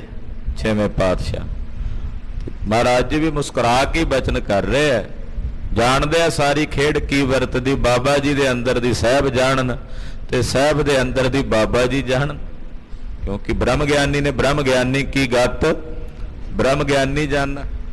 ਤੋ ਬਾਬਾ ਜੀ ਨੇ ਹੱਥ ਜੋੜੇ ਤੇ ਕਹਿਣ ਲੱਗੇ, ਕਈ ਤਥਾ ਜਿਵੇਂ ਆਪ ਕਹਾਈ। ਬਾਬਾ ਜੀ ਅੱਗੋਂ ਕਹਿਣ ਲੱਗੇ ਹੱਥ ਜੋੜ ਕੇ, ਮਹਾਰਾਜ ਜੀ ਮੈਂ ਥੋੜੀ ਕਹੀ ਹੈ, ਮੇਰੀ ਕੀ ਤਾਕਤ ਮੈਂ ਕੁਝ ਕਵਾਂ? ਮੈਂ ਤਾਂ ਉਹ ਕਿਹਾ ਜੋ ਤੁਸੀਂ ਕਹਾਇਆ। ਅੱਖੋ ਸਤਿਨਾਮ ਸ੍ਰੀ ਵਾਹਿਗੁਰੂ। ਬਾਬਾ ਜੀ ਕਹਿੰਦੇ ਮਹਾਰਾਜ ਮੈਂ ਥੋੜੀ ਵਿੱਚ ਇਸ ਸਮੱਸਿਆ ਦੇ ਵਿੱਚ ਆ, ਮੇਰੀ ਕੀ ਤਾਕਤ ਮੈਂ ਕੁਝ ਕਵਾਂ? ਮੈਂ ਉਹ ਕਿਹਾ ਜੋ ਤੁਸੀਂ ਕਹਾਇਆ ਸਾਹਿਬ ਜੀ। ਤਾਂ ਮੈਂ ਕਹਿਆ ਕਹਿਣ ਜਾਂ ਤੁਝਾ ਕਹਾਇਆ, ਤਾਂ ਮੈਂ ਇਹ ਕਿਹਾ ਤੇ ਤਾਂ ਮੈਂ ਕਹਿਣ ਜੋਗਾ ਹੋਇਆ, ਤੇ ਤਾਂ ਤੁਸੀਂ ਕਹਾਇਆ ਤੇ ਕਹਿਣ ਜੋਗਾ ਹੋਇਆ ਨਾ। ਹਾਂਜੀ। ਚਿਰੰਕਾਲ ਕੀ ਤਪ ਕੋ ਤਾਪਤ। ਮਹਾਰਾਜ ਜੀ ਤੁਸੀਂ ਕਹਾਇਆ, ਉਹਦਾ ਕਾਰਨ ਕੀ ਹੈ? ਉਹਦਾ ਕਾਰਨ ਇਹ ਹੈ ਕਿ ਕਾਜੀ ਦੀ ਉਹ ਲੜਕੀ ਜਿਹਦੇ ਬਾਬਤ ਮੈਂ ਇਹ ਬਚਨ ਕਹੇ ਨੇ, ਉਹਨੇ ਪਿਛਲੇ ਕਈ ਜਨਮਾਂ ਦੀ ਤਪ ਸਾਧਨਾ ਕੀਤੀ। ਹਰ ਜਨਮ 'ਚ ਤਪ ਕਰਕੇ ਮੰਗਦੀ ਰਹੀ ਹੈ ਕਿ ਮੇਰਾ ਵਰ ਅਕਾਲ ਪੁਰਖ ਹੋਵੇ, ਮੇਰਾ ਵਰ ਮੇਰਾ ਪਤੀ ਅਕਾਲ ਪੁਰਖ ਹੋਵੇ। ਹਰ ਜਨਮ 'ਚ ਉਹਨੇ ਤਪੱਸਿਆ ਕੀਤੀ ਹੈ ਜੀ। ਅਬ ਪੀਵੈ ਨਾ ਆਪ ਕੋ ਪ੍ਰਾਪਤ। ਤੁਸੀਂ ਆਏ ਹੋ ਇੱਥੇ ਤੇ ਹੁਣ ਵੀ ਉਹ ਆਪ ਜੀ ਨੂੰ ਨਾ ਪ੍ਰਾਪਤ ਹੋਵੇ, ਆਪ ਜੀ ਉਹਨੂੰ ਨਾ ਪ੍ਰਾਪਤ ਹੋਵੋ। ਕਿਸੂ ਦੋਸ਼ ਤੇ ਤਨ ਤੁਰ ਕਾਨੀ। ਮਹਾਰਾਜ ਫਿਰ ਯੋਗ ਨਹੀਂ, ਹੁਣ ਉਹਦਾ ਸਮਾਂ ਆ ਗਿਆ, ਉਹਦੀ ਕੀਤੀ ਸਾਧਨਾ ਉਹਦੇ ਕੀਤੇ ਤਪ ਦਾ ਫਲ ਦੇਣ ਦਾ ਸਮਾਂ, ਉਹ ਤੁਸੀਂ ਬਖਸ਼ਣਾ। ਦੁਆਰਾ ਪੜੋ ਜੀ। ਕਿਸੂ ਦੋਸ਼ ਤੇ ਤਨ ਤੁਰ ਕਾਨੀ। ਖਬਰੇ ਕੋਈ ਇਹੋ ਜਿਹਾ ਦੋਸ਼ ਉਹਦੇ ਕੋਲ ਹੋ ਗਿਆ ਕਿ ਉਹਨੂੰ ਤੁਰਕਾਂ ਦੇ ਘਰ ਜਨਮ ਮਿਲਿਆ। ਤਉ ਕਾਲ ਤੇ ਉਚਤੈ ਜਾਨੀ। ਜਨਮ ਭਾਵੇਂ ਤੁਰਕਾਂ ਦੇ ਘਰ ਹੋ ਗਿਆ ਉਹਦਾ, ਪਰ ਉਹਦੀ ਕਾਲਣਾ ਮਹਾਰਾਜ ਬੜੀ ਉਚਤ ਹੈ। ਜਿਹੜੀ ਉਹਨੇ ਕਾਲਣਾ ਕਾਲੀ ਉਹ ਸ਼ੁੱਧ ਹੈ। ਜਿਹੜਾ ਉਹਦਾ ਜਪ ਤਪ ਹੈ ਮਹਾਰਾਜ ਉਹ ਪਵਿੱਤਰ ਹੈ। ਸੋ ਸਭ ਸਫਲ ਹੋਏ ਇਸ ਬੇਰੇ। ਮਹਾਰਾਜ ਉਹ ਜਦੋਂ ਸਾਰੇ ਸਫਲ ਹੋਣਗੇ ਨਾ, ਉਹਦੇ ਕੀਤੇ ਜਪ ਤਪ, ਉਹਦੀ ਕੀਤੀ ਸਾਧਨਾ, ਉਹਦੀ ਕੀਤੀ ਤਪੱਸਿਆ ਜਦੋਂ ਫਲੀਭੂਤ ਹੋਵੇਗੀ, ਉਪਜੈ ਪ੍ਰੀਤ ਆਪ ਕੋ ਹੀਰੇ। ਹਾਲੇ ਉਹਦੇ ਅੰਦਰ ਉਪਜੀ ਨਹੀਂ ਪ੍ਰੀਤ, ਉਹਨੇ ਤੁਹਾਨੂੰ ਵੇਖਿਆ ਨਹੀਂ, ਤੁਹਾਡੇ ਦਰਸ਼ਨ ਨਹੀਂ ਕੀਤੇ, ਪਰ ਜਦੋਂ ਉਹਦੀ ਸਾਧਨਾ ਉਹਦੇ ਜਪ ਤਪ ਦਾ ਫਲ ਉਹਦੇ ਹੋਵੇਗਾ, ਤੁਸੀਂ ਅਚਾਨਕ ਉਹਦੇ ਜਦੋਂ ਸਾਹਮਣੇ ਜਾਓਗੇ ਨਾ, ਤੇ ਮਹਾਰਾਜ ਜਦੋਂ ਤੁਹਾਨੂੰ ਵੇਖੇਗੀ, ਦਰਸ਼ਨ ਕਰੇਗੀ, ਉਹਦੇ ਅੰਦਰ ਪ੍ਰੀਤ ਆਪਣੇ ਆਪ ਹੀ ਉਪਜਾਵੇਗੀ। ਉਹ ਕੀਤੇ ਜਪ ਤਪ ਦੀ ਬਦੌਲਤ ਉਹ ਪ੍ਰੀਤ ਤੁਹਾਨੂੰ ਮਿਲਣ ਦੀ, ਤੁਹਾਡੇ ਦਰਸ਼ਨ ਕਰਦਿਆਂ ਹੀ ਉਹਦੇ ਅੰਦਰ ਉਪਜਾਵੇਗੀ। ਸੁਨਤ ਮੌਨ ਸ਼੍ਰੀ ਹਰਿ ਗੋਬਿੰਦ। ਮਹਾਰਾਜ ਜੀ ਚੁੱਪ ਕਰਕੇ ਐਨ ਮੌਨ ਖੜੇ ਨੇ ਤੇ ਬਾਬਾ ਜੀ ਦੇ ਬਚਨ ਸੁਣ ਰਹੇ ਨੇ। ਰਿਖੀ ਵਸ਼ਿਸ਼ਟ ਤੇ ਰਾਮ ਮਨਿੰਦ। ਜਿਵੇਂ ਵਸ਼ਿਸ਼ਟ ਜੀ ਕੋਲੋਂ ਭਗਵਾਨ ਰਾਮਚੰਦਰ ਜੀ ਸੁਣਦੇ ਸੀ ਨਾ ਬਚਨ, ਵਸ਼ਿਸ਼ਟ ਜੀ ਜਿਹੜੇ ਸੀ ਨਾ ਬੜੇ ਮਹਾਨ ਮਹਾਂਪੁਰਖ ਹੋਏ ਵਸ਼ਿਸ਼ਟ ਜੀ, ਤੇ ਭਗਵਾਨ ਰਾਮਚੰਦਰ ਜੀ ਦੇ ਗੁਰੂ ਸੀ ਉਹ। ਤੇ ਇੱਥੇ ਬਾਬਾ ਬੁੱਢਾ ਸਾਹਿਬ ਜੀ 6ਵੇਂ ਪਾਤਸ਼ਾਹ ਦੇ ਉਸਤਾਦ ਰਹੇ ਆ, ਉਹਨਾਂ ਨੂੰ ਵਿਦਿਆ ਦਿੱਤੀ ਹੈ। ਕਹਿੰਦੇ ਜਿਵੇਂ ਉਹ ਸੁਣਦੇ ਸੀ ਬਚਨ ਤ੍ਰੇਤੇ ਯੁੱਗ, ਉਦਾਹਰਣ ਹੈ ਏਦਾਂ ਕਲਯੁਗ ਦੇ ਅਵਤਾਰ ਗੁਰੂ ਹਰਗੋਬਿੰਦ ਸਾਹਿਬ ਸੱਚੇ ਪਾਤਸ਼ਾਹ ਜੀ ਮਹਾਰਾਜ ਬਾਬਾ ਬੁੱਢਾ ਸਾਹਿਬ ਕੋਲੋਂ ਬਚਨ ਸੁਣ ਰਹੇ ਹਨ। ਕਰ ਪਗ ਬੈਠ ਪਖਾਰਨ ਕਰੇ। ਮਹਾਰਾਜ ਜੀ ਨੇ ਜਲ ਪਾਣੀ ਮੰਗਾਇਆ, ਕਿਉਂਕਿ ਦੁਪਹਿਰ ਦਾ ਆਰਾਮ ਕਰਕੇ ਉੱਠੇ ਸੀ। ਜਲ ਮੰਗਾ ਕੇ ਆਪਣੇ ਸਰੀਰ ਤੇ ਵਰਤਿਆ। ਮੁਖ ਪਖਾਰ ਸੁੰਦਰ ਦੁਤੀ ਤਰੇ। ਹੱਥ ਪੈਰ ਧੋਏ, 5 ਇਸ਼ਨਾਨਾ ਕੀਤਾ ਜਲ ਮੰਗਾ ਕੇ। ਚਿਹਰੇ ਦੇ ਉੱਤੇ ਜਲ ਪਾਇਆ। ਚੀਰਾ ਛੋਰਦਾਰ ਵੱਡ ਜ਼ਰੀ। ਗਰੀਬਨ ਆਵਾਜ਼ ਪਾਤਸ਼ਾਹ ਨੇ ਸੀਸ ਉੱਤੇ ਜ਼ਰੀਦਾਰ ਸੋਹਣਾ ਚੀਰਾ, ਚੀਰਾ ਕਹਿੰਦੇ ਦਸਤਾਰੇ ਨੂੰ, ਸੋਹਣਾ ਦਸਤਾਰਾ ਮਹਾਰਾਜ ਜੀ ਨੇ ਸੀਸ ਤੇ ਸਜਾਇਆ। ਦੋ ਦਿਸ਼ ਲਗ ਮੁਕਤਾ ਗਨ ਲਰੀ। ਤੇ ਦੋਹਾਂ ਪਾਸੇ, ਪਿਛਲੇ ਪਾਸੇ ਲੜ ਛੱਡਿਆ ਹੈ, ਉਹਦੇ ਤੇ ਮੋਤੀਆਂ ਦੀ ਲੜੀ ਜਿਹੜੀ ਹੈ ਉਹ ਨਜ਼ਰ ਆਉਂਦੀ ਹੈ।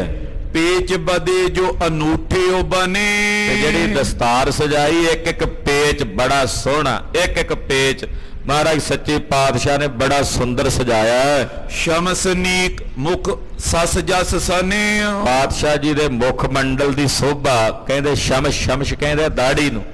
ਦਾੜੀ ਮਹਾਰਾਜ ਜੀ ਸੱਚੇ ਪਾਤਸ਼ਾਹ ਨੇ ਦਾੜੀ 'ਚ ਵੀ ਕੰਘਾ ਫੇਰਿਆ ਤੇ ਚਿਹਰਾ ਸਜਾਇਆ ਹੈ। ਵੱਡ ਵਿਸਤ੍ਰਿਤ ਬਿਲੋਚਨ ਸ਼ੋਭਾ। ਬੜਾ ਸੁੰਦਰ ਮੁਖ ਮਹਾਰਾਜ ਜੀ ਦਾ ਸੋਭ ਰਿਹਾ ਤੇ ਮੋਟੀਆਂ ਮੋਟੀਆਂ ਅੱਖਾਂ ਨੇ ਮਹਾਰਾਜ ਜੀ ਦੀਆਂ। ਅਵਲੋਕਤ ਕਿਸ ਨੇ ਮਨ ਲੋਭਾ। ਐਸਾ ਸੋਹਣਾ ਸਰੂਪ ਹੈ, ਤਰਲੋਕੀ 'ਚ ਕਿਹੜਾ ਐਸਾ ਹੈ ਜਿਹੜਾ ਸਤਿਗੁਰਾਂ ਦੇ ਐਸੇ ਸਰੂਪ ਨੂੰ ਵੇਖੇ ਤੇ ਉਹਦਾ ਮਨ ਲੋਭੀ ਨਾ ਹੋ ਜਾਵੇ, ਉਹਦਾ ਮਨ ਲੁਭਾਏਮਾਨ ਨਾ ਹੋ ਜਾਵੇ। ਜਿਵੇਂ ਗੁਰੂ ਨਾਨਕ ਪਾਤਸ਼ਾਹ ਦੇ ਬਚਨ ਨੇ ਨਾ, ਤੇਰੇ ਮੁੰਧ ਕਟਾਰੇ ਜੇਵੜਾ ਤਿਨ ਲੋਭੀ ਲੋਭ ਲੁਭਾਇਆ। ਤੇਰੇ ਮੁੰਧ ਕਟਾਰੇ ਜੇਵੜਾ। ਮਹਾਰਾਜ ਤੁਹਾਡੀਆਂ ਅੱਖਾਂ ਕਟਾਰ ਵਾਂਗੂ ਤਿੱਖੀਆਂ, ਜਦੋਂ ਵੇਖਦੇ ਹੋ ਮੇਰੇ ਕਾਲਜੇ 'ਚ ਉਤਰ ਜਾਂਦੀਆਂ। ਤੇ ਮਹਾਰਾਜ ਮੈਂ ਲੋਭੀ ਨੂੰ ਤੇਰੇ ਦਰਸ਼ਨਾਂ ਦਾ ਲੋਭ ਆ ਗਿਆ, ਦੇਖ ਕੇ ਦਰਸ਼ਨ ਕਰਨ ਦਾ ਹੋਰ ਲੋਭ ਜਾਗ ਪਿਆ। ਇਹੋ ਜਿਹਾ ਸਰੂਪ ਹੈ ਛੇਵੇਂ ਪਾਤਸ਼ਾਹ ਦਾ। ਕੋਰਦਾਰ ਹੀਰੇ ਬਰ ਚੀਰੇ। ਜਿਹੜੇ ਕੋਰਦਾਰ ਹੀਰੇ ਨੇ ਨਾ, ਨੁਕੀਲੇ ਘੜ ਘੜ ਕੇ ਸੁੰਦਰ ਬਣਾਏ ਹੋਏ। ਜਿਗਾ ਬਦੀ ਛਬ ਉਪਰ ਚੀਰੇ। ਉਹ ਹੀਰੇ ਨੇ, ਉਹਨਾਂ ਲੜਾਂ ਦੇ ਵਿੱਚ ਜਿਹੜੇ ਜ਼ਰੀਦਾਰ ਲੜ ਨੇ ਨਾ ਸਤਿਗੁਰਾਂ ਦੇ ਵਿੱਚ, ਉਹ ਹੀਰੇ ਨੇ। ਤੇ ਬੜੀ ਸੋਹਣੀ ਜਗ੍ਹਾ ਉਹ ਮਹਾਰਾਜ ਜੀ ਨੇ ਦਸਤਾਰ ਦੇ ਉੱਪਰ ਸਜਾਈ ਹੈ। ਮੁਕਤਾ ਉਜਲ ਗੋਲ ਵਿਸਾਲਾ।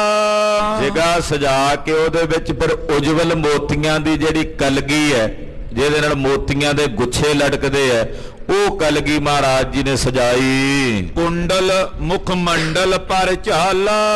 ਔਰ ਬੜੀ ਸੋਹਣੀ ਸੋਭਾ ਮਹਾਰਾਜ ਸੱਚੇ ਪਾਤਸ਼ਾਹ ਜੀ ਦੀ ਦਿਸਦੀ ਹੈ। ਕੰਚਨ ਕੰਕਨ ਜਰੇ ਜਵਾਹਰ। ਅੱਖਾਂ ਵਿੱਚ ਸੋਨੇ ਦੇ ਕੜੇ ਪਾਏ ਨੇ, ਜਵਾਹਰਾਤ ਉਹਨਾਂ ਵਿੱਚ ਜੜੇ ਹੋਏ ਬੜੇ ਹੀ ਸੁੰਦਰ ਹਨ। ਮੁਕਤਾ ਮਾਲ ਵਿਸਾਲੀ ਜ਼ਾਹਰ। ਗਲ ਦੇ ਵਿੱਚ ਪਾਤਸ਼ਾਹ ਜੀ ਨੇ ਮੋਤੀਆਂ ਦੀ ਮਾਲਾ ਵਿਸ਼ਾਲ, ਬੜੇ ਸੁੰਦਰ ਕੀਮਤੀ ਮੋਤੀ ਜਿਹੜੇ ਨੇ ਉਹ ਮੋਤੀਆਂ ਦੀ ਮਾਲਾ ਧਾਰਨ ਕੀਤੀ ਹੈ। ਸੂਖਮ ਬਸਤਰ ਸਰੀਰ ਸੁਹਾਏ। ਬੜੇ ਸੂਖਸ਼ਮ ਜੇ ਬਸਤਰ, ਬਰੀਕ ਬਰੀਕ ਧਾਗੇ ਨਾਲ ਜਿਹੜੇ ਬੁਣੇ ਕੱਪੜੇ ਸੀ, ਉਹ ਮਹਾਰਾਜ ਜੀ ਨੇ ਆਪਣੇ ਤਨ ਤੇ ਧਾਰਨ ਕੀਤੇ ਹਨ।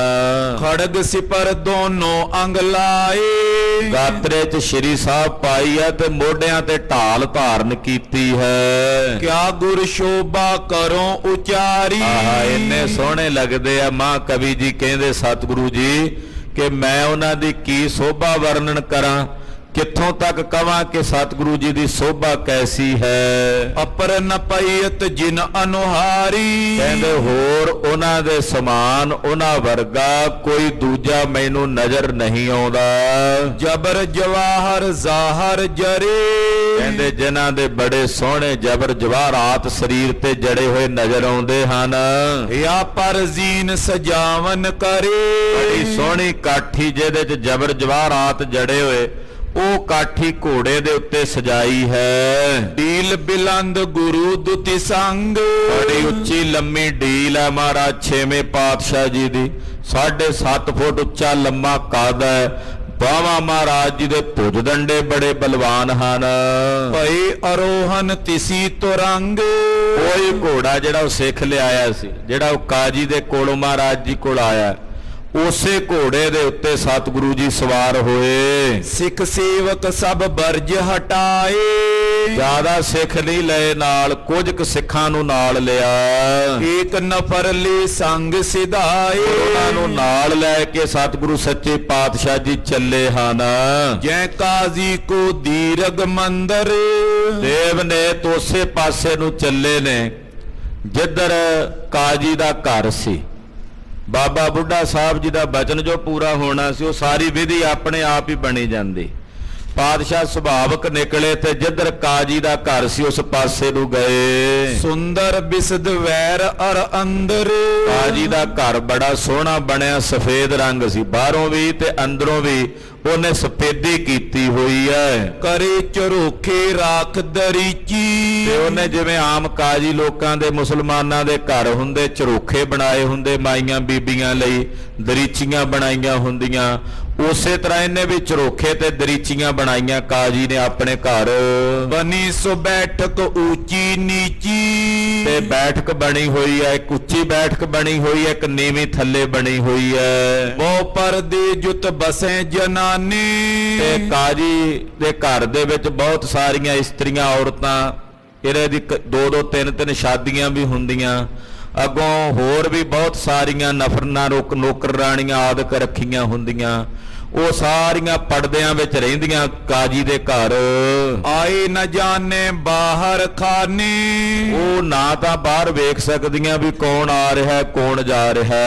ਇੱਕ ਕਾਜ਼ੀ ਕੀ ਸੁਤਾ ਕੁਮਾਰੀ, ਉਸੇ ਘਰ ਵਿੱਚ ਕਾਜੀ ਦੀ ਇੱਕ ਲੜਕੀ ਹੈ ਜੋ ਕੁਵਾਰੀ ਹੈ। ਸਹਿਜ ਸੁਭਾਏ ਝਰੋਖੇ ਆਈ, ਉਹ ਕਿਤੇ ਟਹਿਲਦਿਆਂ ਸਹਿਜ ਸੁਭਾਵਕ ਹੀ ਉਹਦੇ, ਇਹ ਮਾਤਾ ਕੌਲਾਂ ਹੈ ਜੋ ਇਹ ਔਰਤ ਦਾ, ਇਸ ਬੀਬੀ ਦਾ ਜ਼ਿਕਰ ਆ ਰਿਹਾ। ਉਹਦਾ ਜਪ ਤਪ ਜਾਗਿਆ, ਮਾਤਾ ਦਾ ਭਾਵਨਾ ਸੀ ਮਨ ਵਿੱਚ, ਹਾਲਾਂਕਿ ਪਹਿਲਾਂ ਦਰਸ਼ਨ ਨਹੀਂ ਸੀ ਕੀਤੇ। ਬਾਬਾ ਜੀ ਨੇ ਕਿਹਾ ਵੀ ਜਦੋਂ ਜਾਗੇਗਾ ਜਪ ਤਪ ਉਹ ਆਪੇ ਆਵੇਗੀ, ਤੁਹਾਡੇ ਦਰਸ਼ਨ ਕਰਦਿਆਂ ਉਹਦੇ ਅੰਦਰ ਪ੍ਰੀਤ ਜਾਗ ਪੈਣੀ ਹੈ। ਕਹਿੰਦੇ ਉਹ ਝਰੋਖੇ 'ਚ ਸੁਭਾਵਕ ਹੀ ਜਿਵੇਂ ਆਪਣੇ ਘਰ 'ਚ ਟਹਿਲਦੀ ਬਾਹਰ ਨੂੰ ਆਈ। ਇਤ ਕੂਦਤ ਲਗੂ ਛਾਲ ਤੁਰੰਗ, ਇਧਰ ਮਹਾਰਾਜ ਜੀ ਦਾ ਘੋੜਾ ਵੀ ਜਿਹੜਾ ਨਾ ਬਿਲਕੁਲ ਜਿਵੇਂ ਥੋੜੀ ਨਿੱਕੀ ਚਾਲ, ਉਹ ਤੇਜ਼ ਨਹੀਂ ਪਿਆ ਤੁਰਦਾ, ਜਿਵੇਂ ਬੰਦੇ ਨਹੀਂ ਤੁਰਦੇ ਸੈਰ ਕਰਨ ਵੇਲੇ ਉਹ ਕਦਮਬੋਸ਼ੀ ਕਰਦੇ ਹੁੰਦੇ, ਹੌਲੇ ਟਹਿਲਦੇ ਹੁੰਦੇ।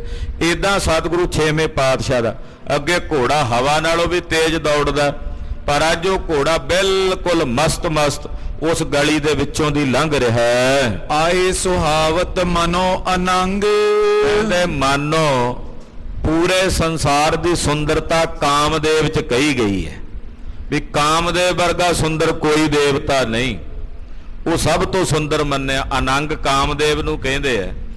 ਪਰ 6ਵੇਂ ਪਾਤਸ਼ਾਹ ਜੀ ਮਹਾਰਾਜ ਜੀ ਦਾ ਸਵਰੂਪ ਵੇਖ ਕੇ ਕਰੋੜਾਂ ਕਾਮਦੇਵ ਵੀ ਸ਼ਰਮਿੰਦਾ ਹੁੰਦੇ ਆ ਕਿ ਅਸੀਂ ਇੰਨੇ ਸੁੰਦਰ ਨਹੀਂ ਜਿੰਨੇ ਸੋਹਣੇ ਧੰਨ ਗੁਰੂ ਹਰਗੋਬਿੰਦ ਸਾਹਿਬ ਜੀ ਹਨ। ਸਤਿ ਸ੍ਰੀ ਅਕਾਲ। 6ਵੇਂ ਪਾਤਸ਼ਾਹ ਜੀ ਮਹਾਰਾਜ ਜੀ ਆ ਰਹੇ ਨੇ ਆਪਣੀ ਮਸਤੀ ਵਿੱਚ, ਆਨੰਦ ਵਿੱਚ। ਸੁਨਿਓ ਸ਼ਬਦ ਆ ਕੂਦਨ ਕੇਰੋ, ਜਦੋਂ ਘੋੜੇ ਦੇ ਹਿਣਕਣ ਦੀ ਤੇ ਘੋੜੇ ਦੇ ਪੌੜਾਂ ਦੀ ਆਵਾਜ਼ ਬੀਬੀ ਕੌਲਾਂ ਨੇ ਸੁਣੀ। ਹੀਰਨ ਲਗੀ ਬਦਨ ਇਤ ਫੇਰੋ, ਉਹ ਸੁਭਾਵਕ ਹੀ ਜਿਵੇਂ ਕਰਮ ਜਾਗਣੇ ਸੀ ਨਾ, ਮਹਾਰਾਜ ਜੀ ਦੇ ਦਰਸ਼ਨ ਹੋਣੇ ਸਨ ਸਾਹਿਬਾਂ ਦੇ, ਉਹ ਸੁਭਾਵਕ ਹੀ ਧੌਣ ਫੇਰ ਕੇ ਨਾ ਬਾਹਰ ਨੂੰ ਵੀ ਝਰੋਖੇ ਚੋਂ ਵੇਖਣ ਲੱਗੀ। ਦੇਖਤ ਰੂਪ ਅਧਿਕ ਅਕੁਲਾਈ, ਜਦੋਂ ਬਾਹਰ ਆ ਗਈ ਝਰੋਖੇ ਚੋਂ, ਮਹਾਰਾਜ ਜੀ ਦਾ ਸਰੂਪ ਵੇਖਿਆ, ਸਤਿਗੁਰਾਂ ਦੇ ਦਰਸ਼ਨ ਕੀਤੇ ਤੇ ਮਾਤਾ ਕੌਲਾਂ ਦੀ ਜਿੰਨੀ ਬੰਦਗੀ ਕੀਤੀ ਪੂਰਬਲੇ ਜਨਮਾਂ ਦੀ ਉਸੇ ਵੇਲੇ ਜਾਗਰਤ ਹੋ ਗਈ। ਉਹ ਕੀਤੀ ਸਾਧਨਾ ਫਲੀਭੂਤ ਹੋ ਗਈ। ਮਹਾਰਾਜ ਜੀ ਦੇ ਦਰਸ਼ਨ ਕਰਦਿਆਂ ਹੀ ਪਹਿਲੀ ਝਲਕ ਵਿੱਚ ਹੀ ਮਾਤਾ ਜੀ ਦਾ ਹਿਰਦਾ ਗੁਰੂ ਚਰਨਾਂ ਦਾ ਦਾਸ ਹੋ ਗਿਆ। ਮਨੋ ਰੰਗ ਕੇ ਢਿਗ ਨਿਦਿਆਈ, ਇੰਨਾ ਆਨੰਦ ਬਣ ਗਿਆ ਦਰਸ਼ਨ ਕਰਦਿਆਂ ਹੀ, ਮਾਨੋ ਜਿਵੇਂ ਕਿਸੇ ਭਿਖਾਰੀ ਨੂੰ, ਜਨਮ ਤੋਂ ਭਿਖਾਰੀ ਨੂੰ ਅਚਾਨਕ ਕੋਈ ਕੀਮਤੀ ਚਿੰਤਾਮਣੀ ਮਿਲ ਜਾਏ ਤੇ ਉਹਦੀ ਖੁਸ਼ੀ ਦਾ ਟਿਕਾਣਾ ਰਹਿੰਦਾ ਕੋਈ ਜਨਮ ਤੋਂ ਭਿਖਾਰੀ ਹੋਵੇ, ਅਚਾਨਕ ਉਹਨੂੰ ਮਣੀ ਮਿਲ ਜੇ, ਉਹ ਵੀ ਉਹ ਮਣੀ ਜਿਸ ਮਣੀ ਕੋਲੋਂ ਜੋ ਚਿਤਵੇ ਉਹਨੂੰ ਪ੍ਰਾਪਤ ਹੋ ਜਾਏ, ਕਿੰਨਾ ਆਨੰਦ ਹੋਵੇਗਾ ਉਹਦੇ ਅੰਦਰ। ਕਹਿੰਦੇ ਇਉਂ ਆਨੰਦ ਵਰਤਿਆ ਮਾਤਾ ਕੌਲਾਂ ਦੇ। ਬਹੁਤ ਛੁਦਤ ਜੈਸੀ ਨਰ ਕੋਏ। ਉਦਾਹਰਨ ਦੂਜੀ ਦਿੰਦੇ, ਕਹਿੰਦੇ ਜਿਵੇਂ ਕੋਈ 5-7 ਦਿਨਾਂ ਦਾ ਭੁੱਖਾ ਹੋਵੇ, 5-7 ਦਿਨ ਵੀ ਬਹੁਤ ਹੈ, ਕੋਈ 2 ਦਿਨਾਂ ਦਾ ਵੀ ਭੁੱਖਾ ਹੋਵੇ ਬਹੁਤ ਜ਼ਿਆਦਾ, ਮਨੋ ਆਹਾਰ ਦੇਤ ਟਿਗ ਹੋਏ। ਉਹ ਭੁੱਖੇ ਬੰਦੇ ਦੇ ਸਾਹਮਣੇ ਅਚਾਨਕ ਰੋਟੀ ਆ ਜਾਏ, ਪ੍ਰਸ਼ਾਦਾ ਆ ਜਾਏ, 2 ਦਿਨ ਜਿਹਨੂੰ ਹੋ ਗਏ ਹੁਣ ਰੋਟੀ ਨਾ ਮਿਲੀ ਹੋਵੇ, ਅਚਾਨਕ ਉਹਨੂੰ ਭੋਜਨ ਮਿਲ ਜਾਏ, ਉਹ ਭੋਜਨ ਦੀ ਬੁਰਕੀ ਤੋੜ ਕੇ ਜਦੋਂ ਮੂੰਹ ਵਿੱਚ ਪਾਏ ਤੇ ਜਿਹੜਾ ਆਨੰਦ ਉਸ ਭੁੱਖੇ ਨੂੰ ਆਉਂਦਾ, ਕਹਿੰਦੇ ਉਹਦੇ ਨਾਲੋਂ ਕਈ ਗੁਣਾ ਵੱਧ ਆਨੰਦ ਮਾਤਾ ਕੌਲਾਂ ਜੀ ਦੇ ਹਿਰਦੇ ਚ ਉਪਜਿਆ 6ਵੇਂ ਪਾਤਸ਼ਾਹ ਦੇ ਦਰਸ਼ਨ ਕਰਕੇ ਜੀ। ਮਹਾ ਤਪਤ ਤੇ ਲਾਗਸ ਪਿਆਸਾ। ਹੋਰ ਤੀਸਰੀ ਉਦਾਹਰਨ ਦਿੰਦੇ, ਕਹਿੰਦੇ ਜਿਵੇਂ ਕੋਈ ਬਹੁਤ ਜ਼ਿਆਦਾ ਤਪਸ਼ ਵਿੱਚ ਗਰਮੀ 'ਚ ਕਿਸੇ ਨੂੰ ਬਹੁਤ ਜ਼ਿਆਦਾ ਪਿਆਸ ਲੱਗ ਜਾਏ, ਪਿਆਸ ਨਾਲ ਮੂੰਹ ਸੁੱਕਦਾ ਹੋਵੇ, ਗਲਾ ਸੁੱਕਦਾ ਹੋਵੇ, ਪੀਨ ਚੈਤ ਜਲ ਵੈ ਕਰ ਪਾਸਾ। ਤੇ ਪਾਣੀ ਨਾ ਹੋਵੇ ਕੋਲ, ਪਾਣੀ ਦੀ ਚਾਹ ਹੋਵੇ, ਪ੍ਰਾਣ ਨਿਕਲਦੇ ਹੁਣ ਪਾਣੀ ਤੋਂ ਬਿਨਾ। ਮਨੋ ਪ੍ਰਤੀਖਤ ਹੁਤੀ ਚਕੋਰੀ। ਕਹਿੰਦੇ ਅਚਾਨਕ ਉਹਨੂੰ ਕੋਈ ਠੰਡਾ ਕਟੋਰਾ ਪਾਣੀ ਦਾ ਭਰ ਕੇ ਦੇ ਦੇਵੇ, ਉਹ ਗਟ-ਗਟ ਕਰਕੇ ਪੀਂਦਾ ਤੇ ਜਿਵੇਂ ਉਹਦੇ ਅੰਦਰ ਠੰਡ ਪੈਂਦੀ ਹੈ ਨਾ, ਇਉਂ ਮਾਤਾ ਕੌਲਾਂ ਜੀ ਦੇ ਹਿਰਦੇ 'ਚ ਠੰਡ ਵਰਤੀ ਸਾਹਿਬਾਂ ਦੇ ਦਰਸ਼ਨ ਕਰਕੇ। ਚੌਥੀ ਉਦਾਹਰਨ, ਮਾਂ ਕਵੀ ਜੀ ਜਦੋਂ ਉਦਾਹਰਨਾਂ ਦਿੰਦੇ ਆ ਫਿਰ ਲੈਣਾ ਹੀ ਲਾ ਦਿੰਦੇ ਵੀ ਐਨ ਗੱਲ ਹਿਰਦੇ 'ਚ ਉਤਰ ਜਾਏ ਖਾਨੇ 'ਚ। ਚੌਥੀ ਉਦਾਹਰਨ ਕਹਿੰਦੇ, ਮੰਨੋ ਜਿਵੇਂ ਕੋਈ ਚਕੋਰੀ, ਇੱਕ ਚਕੋਰ, ਉਹਦੀ ਮਾਦਾ ਇਸਤਰੀ ਚਕੋਰੀ, ਉਹ ਇੱਕਦਮ ਵਿਛੜੀ ਹੋਵੇ ਆਪਣੇ ਚਕੋਰ ਤੋਂ, ਅਚਾਨਕ ਚੰਨ ਚੜ ਜੇ ਤੇ ਉਹਦੀ ਲੋਹ ਵਿੱਚ ਉਹ ਜਦੋਂ ਆਪਣੇ ਚਕੋਰ ਨੂੰ ਮਿਲਦੀ ਹੈ, ਚੰਦ ਚਕੋਰ ਪ੍ਰੀਤ ਹੈ ਲਾਏ ਤਾਰ ਨਿਹਾਲੇ ਵਾਲੀ ਖੇਡ ਉਹ ਬਣ ਜਾਵੇ। ਉਹ ਚਿਤ ਚੰਦਰ ਚਿਤਿਓ ਚਿਤ ਚੋਰੀ। ਕਹਿੰਦੇ ਉਹ ਚਕੋਰ ਹਿਰਦੇ 'ਚ ਚਿਤਵੇ ਕਿ ਚੰਦਰਮਾ ਚੜੇ ਤੇ ਅਚਾਨਕ ਸਾਹਮਣੇ ਚੰਦਰਮਾ ਚੜ ਜੇ ਤੇ ਚੰਦਰਮਾ ਨੂੰ ਵੇਖਦਿਆਂ ਜੋ ਚਕੋਰ ਅੰਦਰ ਆਨੰਦ ਵਰਤਦਾ, ਉਹੀ ਆਨੰਦ ਮਾਤਾ ਕੌਲਾਂ ਜੀ ਦੇ ਹਿਰਦੇ 'ਚ ਵਰਤਿਆ ਸਾਹਿਬਾਂ ਦੇ ਦੀਦਾਰ ਕਰਕੇ।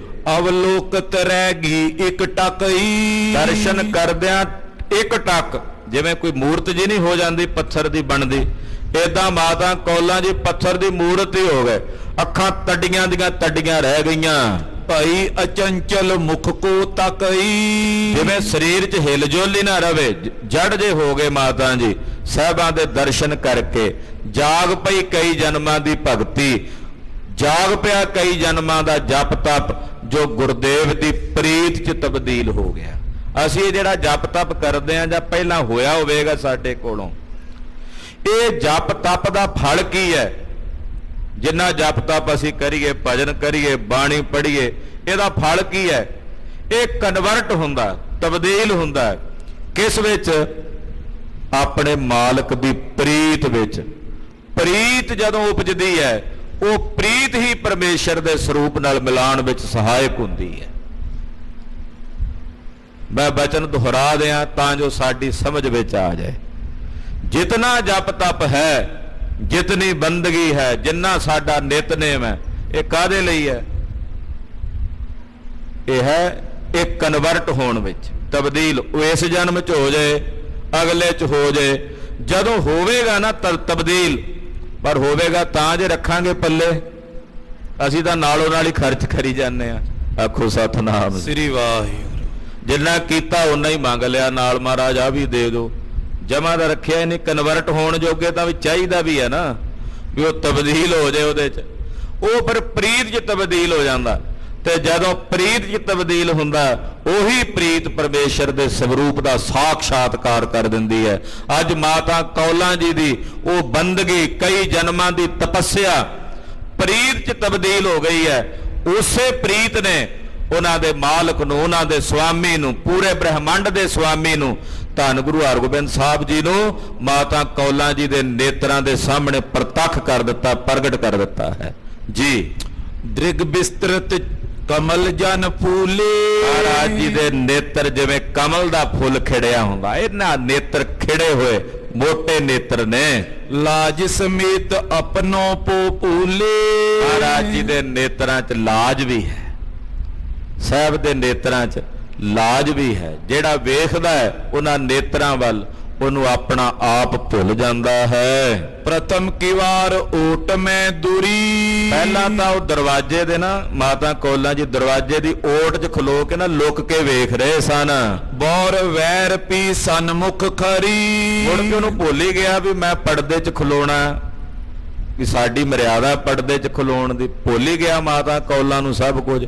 ਉਹ ਦਰਵਾਜ਼ੇ 'ਚੋਂ ਨਿਕਲ ਕੇ ਬਾਹਰ ਆ ਕੇ ਜਿਹੜਾ ਝਰੋਖਾ ਹੁੰਦਾ ਉੱਤੇ ਦਰੀਚੀ, ਉੱਥੇ ਆ ਕੇ ਖਲੋ ਗਏ। ਮਨੋ ਮ੍ਰਿਗੀ ਹੋਏ ਮੋਹਿਤ ਰਹੀ। ਜਿਵੇਂ ਕੋਈ ਹਿਰਨੀ ਕੰਡੇ ਹੇੜੇ ਦੀ ਆਵਾਜ਼ ਸੁਣ ਕੇ ਮੋਹਿਤ ਹੋ ਕੇ ਖਲੋ ਜਾਂਦੀ, ਸੁੰਨ-ਮੁੰਨ ਹੋ ਜਾਂਦੀ ਹੈ, ਏਦਾਂ ਬੀਬੀ ਕੌਲਾਂ ਜੀ ਖਲੋ ਗਏ। ਪਾਛੇ ਹਟਨ ਹੋਤ ਕਿ ਮਨਾਈ। ਹੁਣ ਬੀਬੀ ਕੌਲਾਂ ਜੀ ਚਾਹੁੰਦੇ ਮੁੜਨਾ ਪਰ ਮੁੜ ਨਹੀਂ ਪਾ ਰਹੇ। ਤਿਸ ਕੋ ਪ੍ਰੇਮ ਹੀਰ ਕਰ ਕਨੋ। ਬੀਬੀ ਕੌਲਾਂ ਜੀ ਦੇ ਹਿਰਦੇ ਦੀ ਡਾਢੀ ਪ੍ਰੀਤ, ਉਹਨਾਂ ਦੇ ਹਿਰਦੇ ਦਾ ਡਾਢਾ ਪ੍ਰੇਮ ਛੇਵੇਂ ਪਾਤਸ਼ਾਹ ਜੀ ਨੇ ਵੇਖਿਆ। ਖਰੀ ਕਰੀ ਬਦਿਤ ਕਿਨ ਮਨੋ। ਤੇ ਕਹਿੰਦੇ ਬੀਬੀ ਕੌਲਾਂ ਜੀ ਨੂੰ ਮਾਨੋ ਜਿਵੇਂ ਉਸ ਪ੍ਰੇਮ ਨੇ ਬੰਨ ਹੀ ਲਿਆ ਹੋਵੇ। ਆਤੁਰ ਕੋ ਬਿਲੋਕ ਮਨ ਪੀਨੋ। ਮਹਾਰਾਜ ਜੀ ਨੇ ਵੇਖਿਆ ਬੀਬੀ ਕੌਲਾਂ ਜੀ ਦਾ ਹਿਰਦਾ ਪ੍ਰੇਮ ਨਾਲ ਗਦਗਦ ਹੋ ਗਿਆ, ਤੋ ਗਰੀਬ ਨਵਾਜ ਪਾਤਸ਼ਾਹ ਜੀ ਨੇ ਉਹਦਾ ਹਿਰਦਾ ਆਤੁਰ ਜਾਣ ਕੇ, ਵਿਆਕੁਲ ਜਾਣ ਕੇ ਬਾਜੀ ਕੋ ਟਿਕਾਏ ਤਬ ਲੀਨੋ। ਕੁਝ ਕੁ ਸਮੇਂ ਲਈ, ਪਲਾਂ ਵਾਸਤੇ, ਜਿਵੇਂ 5-7-10 ਸਕਿੰਟਾਂ ਲਈ ਪਾਤਸ਼ਾਹ ਨੇ ਆਪਣਾ ਘੋੜਾ ਰੋਕ ਲਿਆ। ਇਤੀ ਬੇਰ ਬੀਤੀ ਜਬ ਖਰੇ। ਇਦਾਂ ਜਦੋਂ ਕੁਝ ਸਮਾਂ ਬੀਤਿਆ, ਇਤੇ ਉਤਕੋਲਾ ਨੈਣ ਨ ਕਰੇ। ਕੌਲਾਂ ਜੀ ਤਾਂ ਮਾਨੋ ਜਿਵੇਂ ਮੂਰਤੀ ਬਣ ਗਏ ਹੁਣ ਪੱਥਰ ਦੀ, ਇਉਂ ਨੇਤਰਾਂ ਨੂੰ ਵੀ ਸੱਜੇ ਖੱਬੇ ਨਹੀਂ ਫਰਕਾਉਂਦੇ। ਤਪਤ ਘਾਮ ਤੇ ਬਹੁ ਅਕੁਲਾਵੀ। ਕਹਿੰਦੇ ਜਿਵੇਂ ਧੁੱਪ ਦੇ ਵਿੱਚ ਕੋਈ ਲੂ ਪੈਂਦੀ ਹੋਵੇ ਤੇ ਲੁੱਛ ਜਾਂਦਾ ਨਾ, ਤੜਫਦਾ ਧੁੱਪ ਦੇ ਨਾਲ। ਵਿਆਕੁਲ ਪਇਓ ਛਾਵ ਪੁਨ ਪਾਵੀ। ਉਸ ਧੁੱਪ ਕਰਕੇ ਕੋਈ ਵਿਆਕੁਲ ਹੋ ਜਾਏ ਤੇ ਅਚਾਨਕ ਉਹਨੂੰ ਛਾਂ ਲੱਭ ਜੇ ਤੇ ਛਾਂ ਥੱਲੇ ਜਾ ਕੇ ਉਹਨੂੰ ਸਾਹ 'ਚ ਸਾਹ ਪੈ ਜਾਂਦਾ ਨਾ। ਕਹਿੰਦੇ ਇਉਂ ਮਾਤਾ ਕੌਲਾਂ ਜੀ ਦੇ ਹਿਰਦੇ 'ਚ ਆਨੰਦ ਵਰਤਿਆ ਸਾਹਿਬ ਗੁਰਦੇਵ ਦੇ ਦਰਸ਼ਨ ਕਰਕੇ। ਤਿਆਗ ਨ ਸਕੇ ਰਹੇ ਥਿਰ ਜੈਸੇ। ਤਿਆਗ ਨਹੀਂ ਸਕਦੇ ਦਰਸ਼ਨਾਂ ਨੂੰ, ਖਲੋਤੇ ਰਹੇ। ਗਾਡੀ ਹੋਏ ਠਾਂਡੀ ਤੇ ਐਸੇ। ਮੂਰਤ ਜੀ ਬਣ ਕੇ ਖਲੋਤੇ ਰਹੇ। ਹਿਰਦੇ ਵਿਚਾਰਤ ਹੈ ਇਹ ਕੌਣ। ਪਹਿਲਾਂ ਤਾਂ ਸੋਚ ਵਿਚਾਰ ਵੀ ਨਹੀਂ ਆਈ, ਕੁਝ ਸਮੇਂ ਲਈ ਤਾਂ ਵਿਚਾਰ ਵੀ ਨਹੀਂ ਫੁਰਿਆ, ਮੂਰਤੀ ਹੋ ਗਏ। ਕੁਝ ਸਮੇਂ ਬਾਅਦ ਜਦੋਂ ਸੁਰਤ ਖਿਆਲ ਆਇਆ, ਸੋਚਿਆ ਇਹ ਕੌਣ ਹਨ। ਦਰਸ਼ਨ ਨਹੀਂ ਸੀ ਕੀਤੇ ਪਹਿਲਾਂ, ਮਨ 'ਚ ਸੋਚਦੇ ਬੀਬੀ ਕੌਲਾਂ ਜੀ ਇਹ ਕੌਣ ਹਨ। ਮਨੋ ਚੰਦ ਆਇਓ ਤਜ ਪਾਉਨ। ਜਾਪਦਾ ਆਕਾਸ਼ ਵਿੱਚ ਚੰਦਰਮਾ ਸੁੰਦਰ ਕਿਹਾ ਜਾਂਦਾ, ਉਹ ਚੰਦਰਮਾ ਆਪਣਾ ਘਰ ਛੱਡ ਕੇ ਇਹਨਾਂ ਦੇ ਰੂਪ 'ਚ ਧਰਤੀ ਤੇ ਆ ਗਿਆ ਹੈ। ਅੱਜ ਮੈਂ ਵੇਖਿਆ ਹੈ। ਮਹਾ ਚੈਲ ਛਬ ਛਕਿਓ ਛਬੀਲਾ। ਬਹੁਤ ਸੁੰਦਰ ਸਰੂਪ ਹੈ, ਤੇਜ ਹੈ, ਪ੍ਰਤਾਪ ਹੈ ਇਹਨਾਂ ਦਾ। ਕਹਾਂ ਬਸੇ ਠਾਨਤ ਨਿਜ ਲੀਲਾ। ਇਹ ਕਿੱਥੇ ਵਸਦੇ ਹੋਣਗੇ, ਕਿੱਥੇ ਰਹਿੰਦੇ ਹੋਣਗੇ, ਕਿੱਥੇ ਲੀਲਾ ਕਰਦੇ ਹੋਣਗੇ। ਜਿਨੋ ਤ੍ਰਿਯਨ ਕੇ ਹੈ ਵੱਡ ਭਾਗ। ਇਹਨਾਂ ਇਸਤਰੀਆਂ ਦੇ ਵੱਡੇ ਭਾਗ ਹਨ। ਮਿਲਿਓ ਤਿਨੋ ਇਹ ਪੁਰਖ ਸੁਹਾਗ। ਉਹਨਾਂ ਨੂੰ ਇਹ ਪੁਰਖ ਸੁਹਾਗ ਵਜੋਂ ਮਿਲੇ ਹੋਣਗੇ, ਕਿਉਂਕਿ ਸ਼ਾਦੀशुदा ਹੋਣਗੇ ਨਾ ਇਹ, ਤੇ ਜਿਨ੍ਹਾਂ ਦੇ ਭਾਗ ਚੰਗੇ ਹੋਣਗੇ ਉਹਨਾਂ ਨੂੰ ਇਹ ਸੁਹਾਗ ਵਜੋਂ ਮਿਲੇ ਹੋਣਗੇ ਪਤੀ ਰੂਪ ਵਿੱਚ। ਜਗ ਮੈਂ ਹੋਨ ਤਿਸੀ ਕੋ ਤਨ। ਉਸੇ ਦਾ ਇਸ ਜਗਤ ਵਿੱਚ ਹੋਣਾ ਧਨ ਹੈ। ਜਿਸ ਕੋ ਹੱਸ ਕਰ ਮਿਲੇ ਪ੍ਰਸੰਨ। ਜਿਹਨੂੰ ਇਹ ਹੱਸ ਕੇ ਇੱਕ ਵਾਰੀ ਮਿਲ ਲੈਣ, ਉਹਦਾ ਇਸ ਸੰਸਾਰ ਵਿੱਚ ਆਇਆ ਧਨ ਹੋ ਜਾਂਦਾ ਹੋਵੇਗਾ।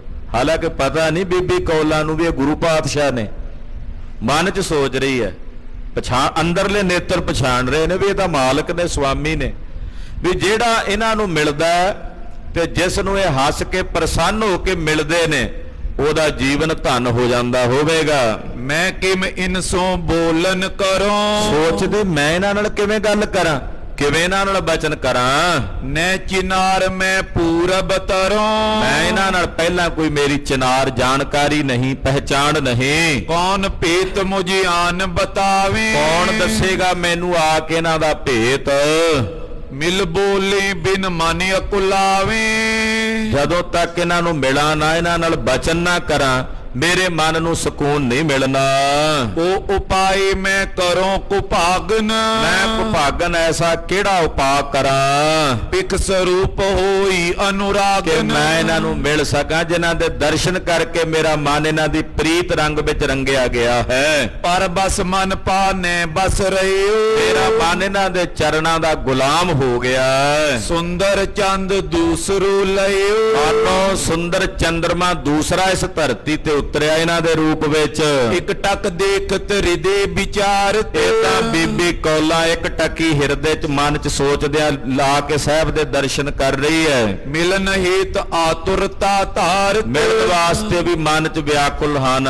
ਇਤਨੇ ਮੈਂ ਕਾਜ਼ੀ ਚਲ ਇਹਨੇ ਆਇਓ, ਨੂੰ ਮਲੇਛ ਕਾਜੀ ਰੁਸਤਮ ਖਾਨ ਆ ਗਿਆ।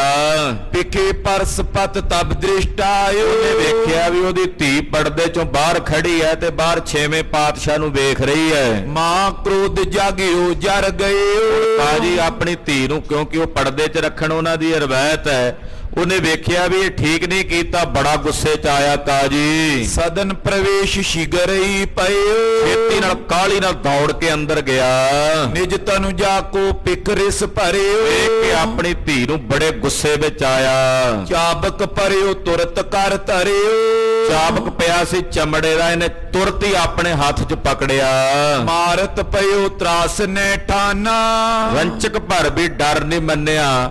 ਉਸ ਲੜਕੀ ਨੂੰ ਚਾਬਕਾਂ ਨਾਲ ਆਪਣੀ ਧੀ ਨੂੰ ਕੁੱਟਣਾ ਸ਼ੁਰੂ ਕਰ ਦਿੱਤਾ ਕਾਜੀ ਨੇ। ਕਹਿਤ ਕਰੂਰ ਖੋਈ ਕੁਲ ਕਾਨਾ, ਝੂਠ ਕਰੂਰ ਬੋਲਦਾ, ਕਹਿੰਦਾ ਤੈਨੂੰ ਆਪਣੀ ਕੁੱਲ ਦੀ ਲਾਜ ਨਹੀਂ, ਹਯਾ ਨਹੀਂ। ਹਿੰਦੂਆਂ ਕੇ ਗੁਰ ਕੋ ਤੂੰ ਹੀਰੇ, ਆ ਹਿੰਦੂਆਂ ਦਾ ਗੁਰੂ ਆ, ਉਹਨੂੰ ਤੂੰ ਬਾਹਰ ਝਰੋਖੇ ਚੋਂ ਪਰਦੇ ਤੋਂ ਰਹਿਤ ਹੋ ਕੇ ਵੇਖ ਰਹੀ ਐ। ਜਨਮੀ ਕਹਾਂ ਮੰਦ ਤੂੰ ਮੇਰੇ, ਤੂੰ ਮਾੜੀ ਮੱਤ ਵਾਲੀ ਮੇਰੇ ਘਰ 'ਚ ਕਿੱਥੇ ਜੰਮ ਪਈ ਐ। ਬਹੁ ਚਾਬੁਕ ਮਾਰੇ ਬਲ ਸੰਗ, ਜ਼ੋਰ ਨਾਲ ਮਾਰ-ਮਾਰ ਚਾਬਕਾਂ, ਕਹਿੰਦੇ ਬੀਬੀ ਕੌਲਾਂ ਦੀ ਚਮੜੀ ਉਧੇੜ ਦਿੱਤੀ ਕਾਜੀ ਨੇ। ਉਤਰਿਓ ਚਰਮ ਲਗੇ ਸਭ ਅੰਗ, ਕਹਿੰਦੇ ਚਮੜੀ ਲੈ ਗਈ, ਇਹਨੇ ਜ਼ੋਰ ਨਾਲ ਇਹਨੇ ਚਾਬਕਾਂ ਮਾਰੀਆਂ ਮਲੇਛ ਨੇ। ਇਉਂ ਕਹਿ ਲੋ ਇਹ ਬੀਬੀ ਕੌਲਾਂ ਦੀ ਕਸਵੱਟੀ ਸੀ।